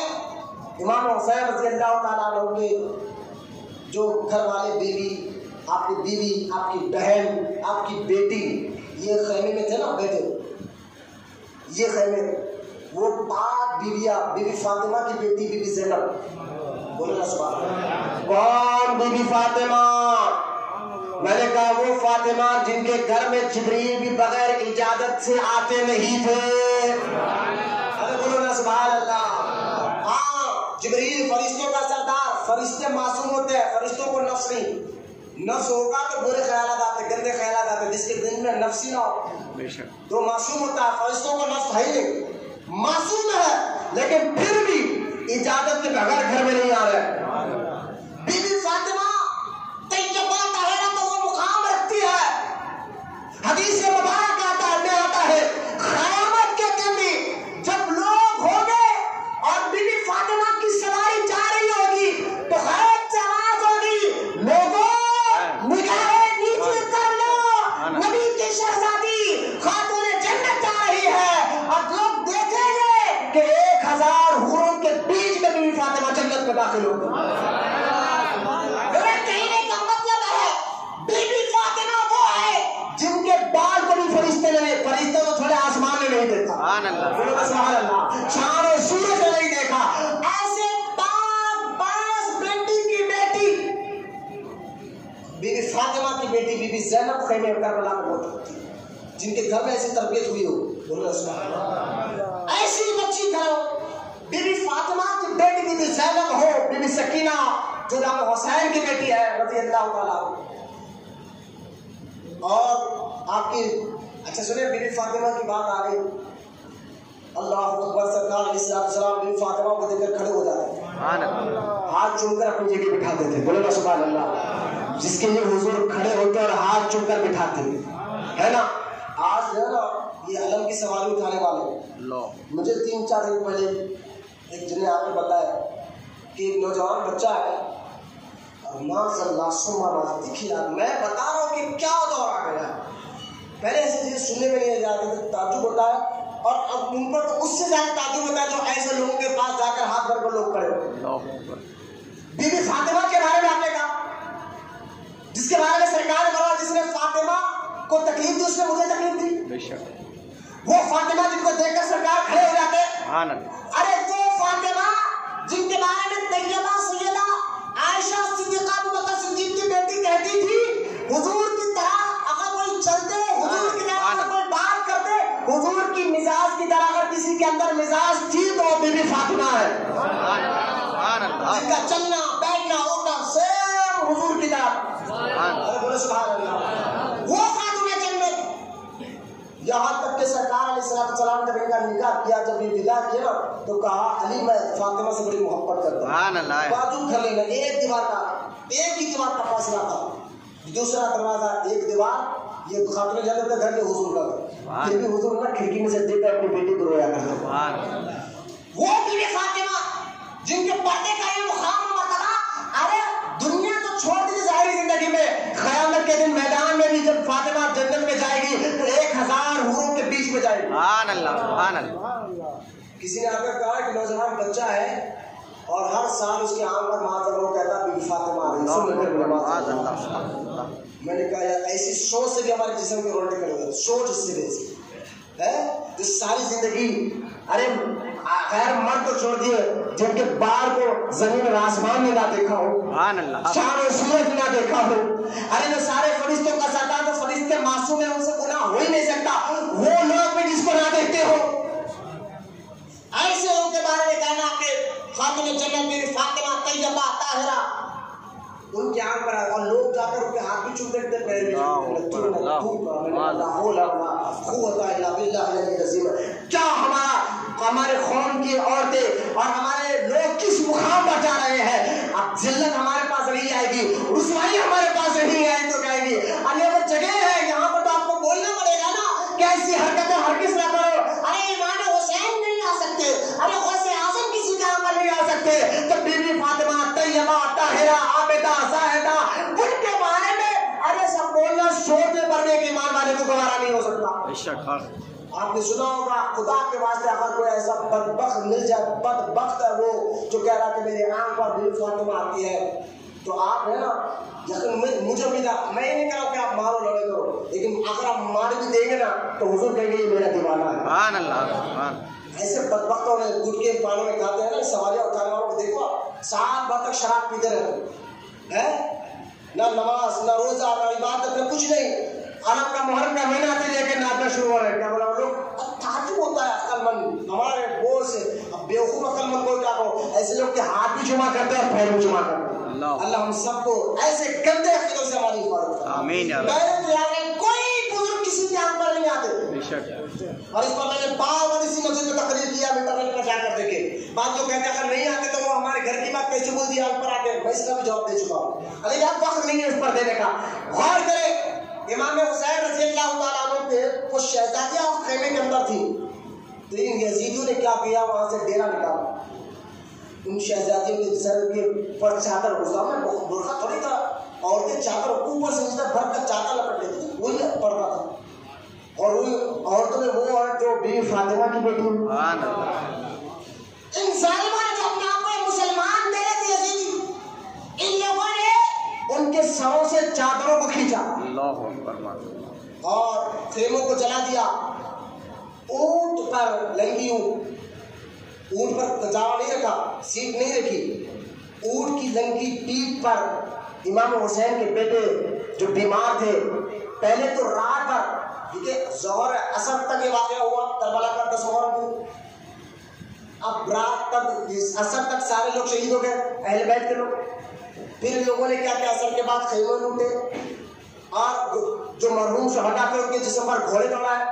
پھر کیا کیا ان لوگوں نے, ان جو یزیدی مر گئے تھے نا ان کی لاشوں کو جمع کر کے دفنایا, لیکن کربلا والوں کے جسم کو نہیں دفنایا. ساری رات ڈیرے تو جلا دیے تھے نا بی بی زینب کے جس ڈیرے میں تھے, ساری رات بی بی زینب نے اپنے سگے بھائی کی لاش کو ساری رات دیکھا, اپنے بیٹوں کی لاشوں کو ساری رات دیکھا. پوری رات گزر گئی, لاش کے قریب جانے نہیں دیا جاتا. وہ پاک گھرانوں کی لاشیں مبارکیں ساری رات پڑے رہی. ارے یزیدیوں نے تو اپنے شاگردوں تو اپنے لوگوں کے دفنائے, لیکن کربلا کے شہید ہونے والے شہدا کسی کے جسم کو ہاتھ نہیں لگایا. ساری رات گزر گئی. صبح جب ہوئی تو اونٹ کی پیٹوں پر سب کو بٹھایا, یعنی بچے کو باہر بٹھایا, جو نہیں درود پاک پڑھے مرتا تھا. یار آ رہے ہیں کہ امی کو بولو کہ باہر روک لیں کو 10 بار ان کو سمجھائیں گے. آپ لوگ سامنے نظر رکھیں, سمجھائیں کو بتاؤ کہ امی کو جب, کیونکہ حدیث پاک میں آیا ہے مجروح, یہ بھی حدیث سن لیجیے. آپ بات آ گئی تو میں نے یہ پیغام ہے کربلا سمجھیے.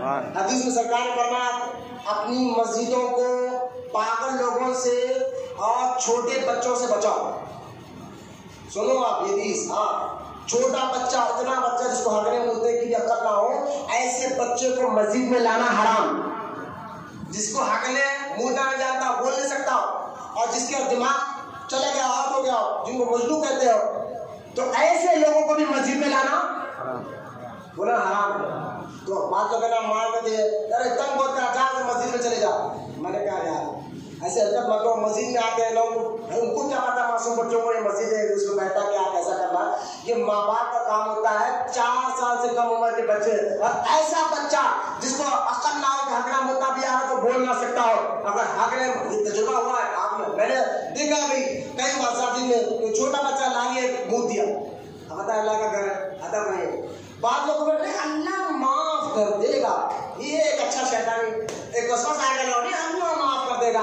آج کل یہ بڑے بڑے ایکٹروں کے بڑے ایکٹر ہی سیدھا ریوا فلاں ہیرو نبی کی شان میں گستاخی کرا, نہیں میرے اللہ کا معاملہ ہے.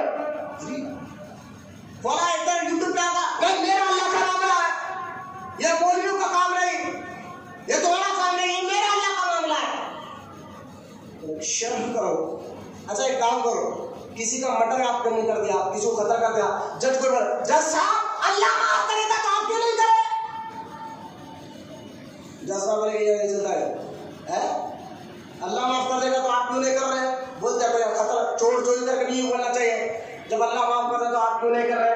قتل قاتل کرے, ظالم کسی کو قتل کر کے جا کر رہنا, جب اللہ معاف کرا تو آپ کیوں نہیں کر رہے؟ آپ کسی نے سگریٹ توڑ دیا, پولیس والے پکڑا, اللہ معاف کرا تو آپ کیوں نہیں کر رہے؟ بیوقوفی کی باتیں ہیں. یہ اللہ رسول کا قانون جو ہے نا, کوئی مفتی کوئی آدمی اپنے گھر سے نہیں بتاتا. یہ آج کل ایکٹروں نے بھی مفتیوں کا دلوں سے رعب نکالا ہے. باپ بچے ایکٹر کو مارنا. ہمارے بچے تو آپ اللہ ماشاءاللہ آپ جانتے ہیں, کوئی مفتی صاحب بولے تو اتنا جلدی عمل نہیں کرتے. کوئی ایکٹر بنانا اس کے برباد چل رہا. ایک فلم ایکٹر مرا, ایکٹر کا کوئی مذہب تھوڑی ہوتا ہے. وہ تو کہاں جاتا ہے آپ کو معلوم ہے پیسے کے لیے. آپ نقلی طور پر بھی جو ہے غیروں کے سامنے وہ سجدہ کرتا اور وہ مر گیا, اس کے اوپر اللہ اس کو بخش دے, اللہ معاف کر دے. مولوی صاحب نے کہا بھائی جو غیر مسلم ہوتا ہے, جو مذہب کا کوئی فالو نہیں کرا, جائز ہر مذہب کو بنایا ہے, اس کے لیے دعا مت کرو. نہیں یہ اللہ کا اس کا معاملہ ہے. یہ لوگ اگلے بولے گا جب خبر میں جائیں گے نا, جب خبر دوائی کی جب معلوم ہو گئی جبریل کتنے سخت تھے, تو علماء اور مفتیان اکرام اپنی مرضی سے بات نہیں بتاتے, جو قرآن حدیث میں وہی بات آپ کو بتاتے. یہ بات ذہن رکھیے, اللہ معاف کر دے گا, بچوں کو لاؤ اللہ معاف کر دے گا. نہ جب اللہ کے رسول نے خود کہا, آپ سے زیادہ کون جاتے ہیں؟ اللہ اس کا رسول ہی تو بڑھتا ہے. دین کے معاملے میں سرکار نے جب خود کہہ دیا کہ چھوٹے بچوں اور پاگلوں سے اپنے مسجد کو بچاؤ, یہ آپ لوگ کی ذمہ داری ہے. دیوانہ جن کو عقل ہے ایسے کو بھی مسجد میں آنے نہیں دیں گے, اور اتنا کم بچہ جس کو ہگنا مودرا آتا بول نہیں سکتا اس کو مسجد میں نہیں جائے گا. بولا انشاءاللہ. یہ سارے مسئلے ذہن رکھے, بولا انشاءاللہ یہی پیغام کربلا ہے. ساری رات امام حسین رضی اللہ تعالیٰ عنہ کو وہی چھوڑا. صبح جب ہوئی نا, اونٹ لائے گئے, کجارے نہیں لگے گئے, لنگی پیٹ پر ہی جو ہے بٹھائے گئے, سب گھرانے کو جانے. کون تھے؟ ایک تو بیمار زین العابدین تھے جو امام حسین کے مجلے بیٹے. امام حسین کے 3 بیٹے کربلا بیٹے, بڑے مجلے اور چھوٹے. 2 بیٹے تو شہید ہو گئے تھے, مجلے بیٹے. یہ سخت بیمار تھے امام زین العابدین. ان کا اصل نام تھا علی اوسط. سبحان اللہ.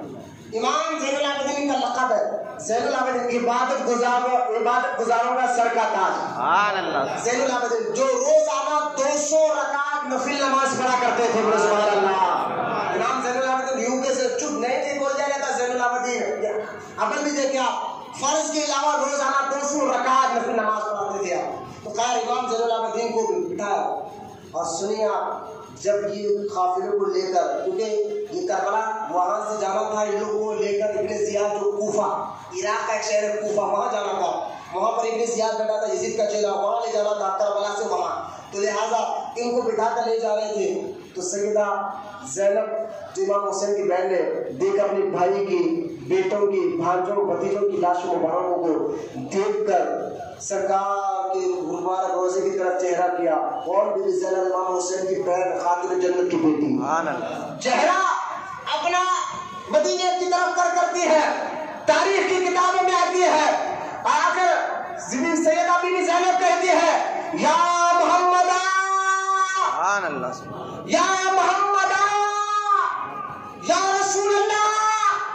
آخا یہ آپ کا نواسا جو آپ کی گردنوں پہ کھیلتا تھا, آپ جس کو اپنی سواری بنایا کرتے تھے, دیکھو ان ظالموں نے ساری رات ان کو آگ لگانے نہیں دیا, اور آج بھی ان کو باہر دفنا ہوئے ان کے سامنے سے لے جا رہے ہیں.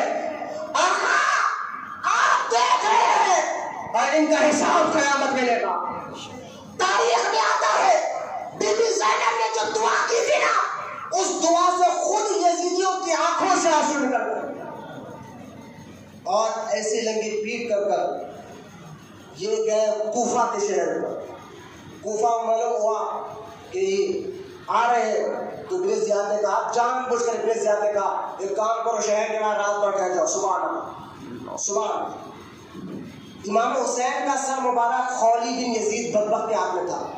وہ کہنے لگا کہ ٹھیک ہے, ہم صبح جانا ہے شہر میں, تو میرا گھر شہر کے باہر ہی ہے, میں جاؤں گا اپنے گھر میں, رات میں آرام کر کے صبح آؤں گا, ساتھ میں امام حسین کا سر بھی لے کر جاؤں.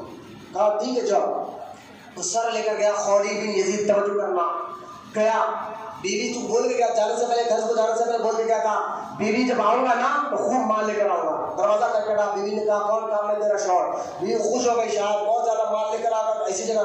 جب گئے کہا کیا کچھ لایا ہو, تم نے کہا تھا بہت مال لے کر آؤ, کہا سر لایا ہو. بیوی نے کہا کس کا سر ہے, کہا بعد میں بتاؤ. یہ کہہ کر اندر گیا, بڑا میں بہت تھکے ہوا ہوں, صبح بتاؤ ایک سر کس کا ہے. اندر گیا, سو گیا. بیوی کہتے مجھے رات بھر چین نہیں آیا. میں گئی, اس سر پر چادر اڑی ہوئی تھی, میں نے اس چادر ہٹایا, بیوی کہتے ہیں میں نے دیکھا کہ وہ سر مجھ سے بات کر رہا، چہرے پہ جو نورانیت تھی، ہونٹ جس طرح ہل رہے تھے، آنکھ جس طرح چمک رہے تھے، میں سمجھ گئی کسی عام آدمی کا سر نہیں ہے۔ بیوی کہتی ہے ساری رات میں نے اس کو چہرے کو دیکھا، میں نے یہاں تک کے دیکھا اس چہرے پر آسمان سے نور کی برسات ہو رہی ہے۔ صبح ہوئی، بیوی نے کہا اب تو بتائی سر کس کا؟ کہا حسین کا۔ اس کی پیر سے زمین نکل گئی، بولے وہ حسین جو ہمارے نبی کا نواسا ہے؟ کہا وہ حسین کا۔ کہاں بدبخت ہے تو، جس نبی کا ہم کلمہ پڑھتے ہیں ان کا سر کاٹ کر لاتا ہے۔ آج کے بعد بیوی کہتی ہے خوری میں تیرا بیوی نہیں ہے، تو میرے کھڑے میں نہیں آنا، یہ کہہ کر وہ دروازہ لگا لیتی ہے۔ لیکن دنیا کی محبت، ہرس، پیسہ یہ چھایا تھا نا ذہنوں میں۔ خولی کہتا جا جا اس سر کے بدلے بہت پیسہ آنے والا ہے، پیسہ، ہاں دولت، بہت پیسہ آنے والا ہے، تجھ جیسے 1000 عورتوں کو میں خرید سکتا ہوں۔ اس سر لیا چلے گیا۔ ابن زیاد نے دروازہ کھلنے کا حکم دیا، دروازے سے شہر میں داخل ہوئے۔ اور جب داخل ہوئے نا تو پورے کوفہ، یہ کوفہ والے ہی خط لکھ کر بھیجاتے ہیں امام حسین کو، کوفہ والے پورے آئے اور سروں کو دیکھا تو بی بی زینب کے پاس گئے، امام حسین کے بہن کے پاس جا کر کہنے لگے ہمیں نہیں معلوم تھا یہ لوگ ایسا کریں گے، ہمیں معاف کر دیجئے۔ رونے لگے، کوئی سینے پہ ہاتھ مارنے لگا، سمجھے سینے پہ ہاتھ مارنا، بالا کر رلیش لینا، ہائے ہائے ہائے کرنا، کس کا طریقہ تھا؟ کوفیوں کا طریقہ تھا۔ بی بی زینب نے کہا ارے بلایا تم نے، بلا کر دھوکہ دیا تم نے، ساتھ چھوڑا تم نے، میرے بھائی کو خلاف لڑے تمہارے مرد، تمہارے لوگ، اور آج ہم جب آئے تمہارے شہر میں تو تم دھوک کر رہے ہو انہیں دیکھ کر، رو رہے ہو انہیں دیکھ کر۔ کہا اپنا معاف کر دو، اب حکم تو ہم لڑیں گے، اب اجازت تو ہم لڑیں گے۔ تو بی بی زینب نے کہا یہ دو رنگی بنا میرے سامنے نہ دکھانا۔ حسین کی بہن ہے، علی کی بیٹی ہے، سبحان اللہ، ہاں علی کی بیٹی ہے۔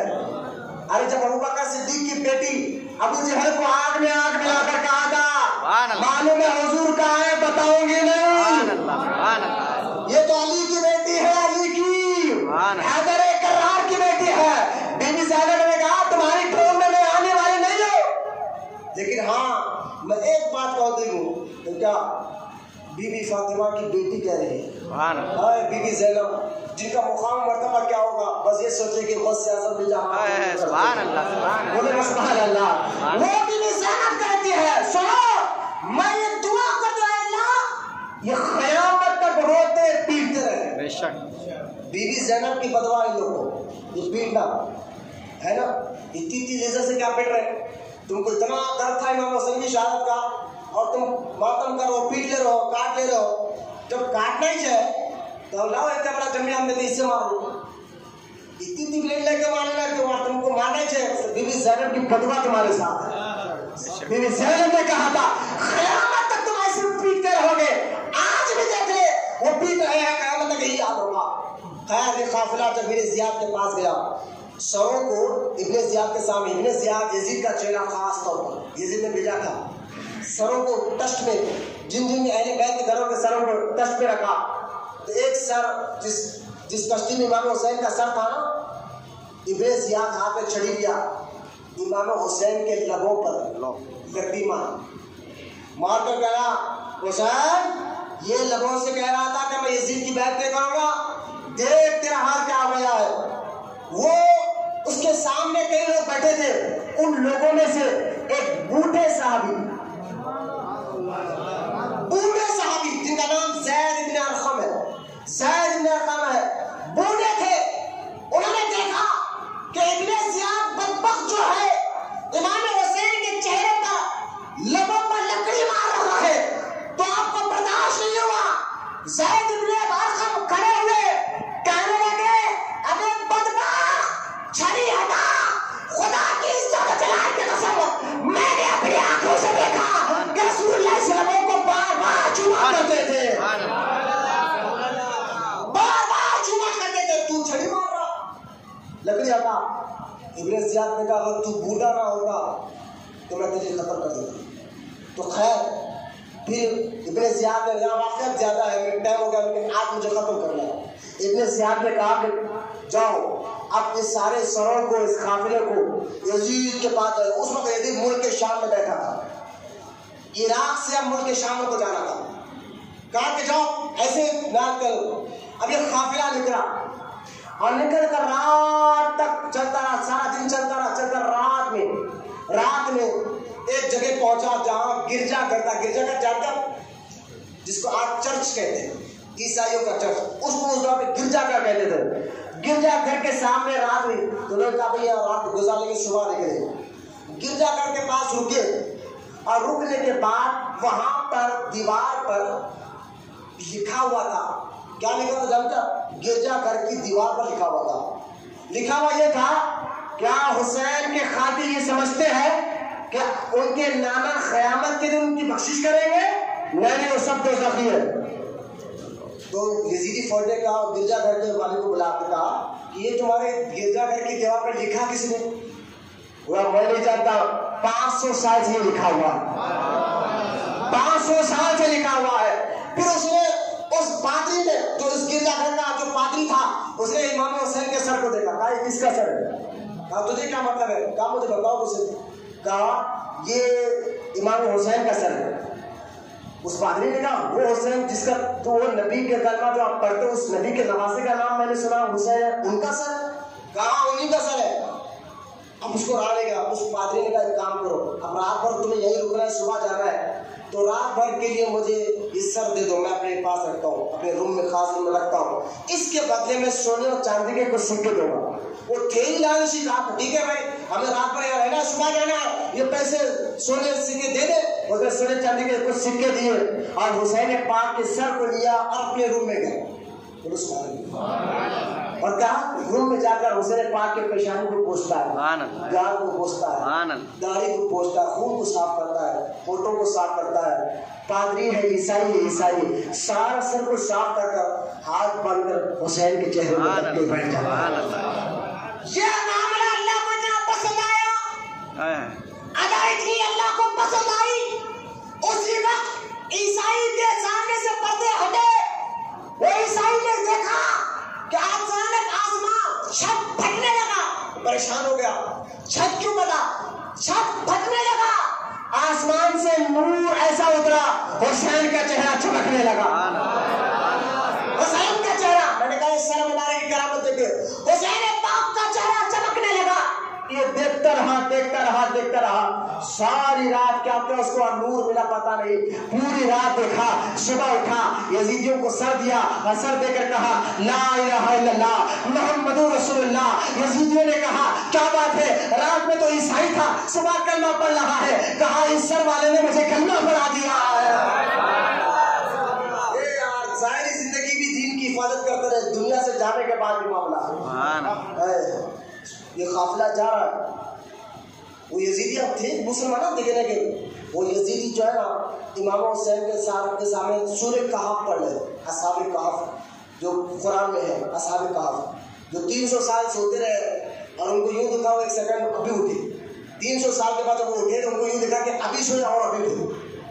تو یہ قرآن پڑھتے پڑھتے ایک یزید کہنے لگا یار یہ اصحاب کہف کا واقعہ بھی عجیب ہے، 300 سال سوتے رہے، ان کو پتہ ہی نہیں چلا۔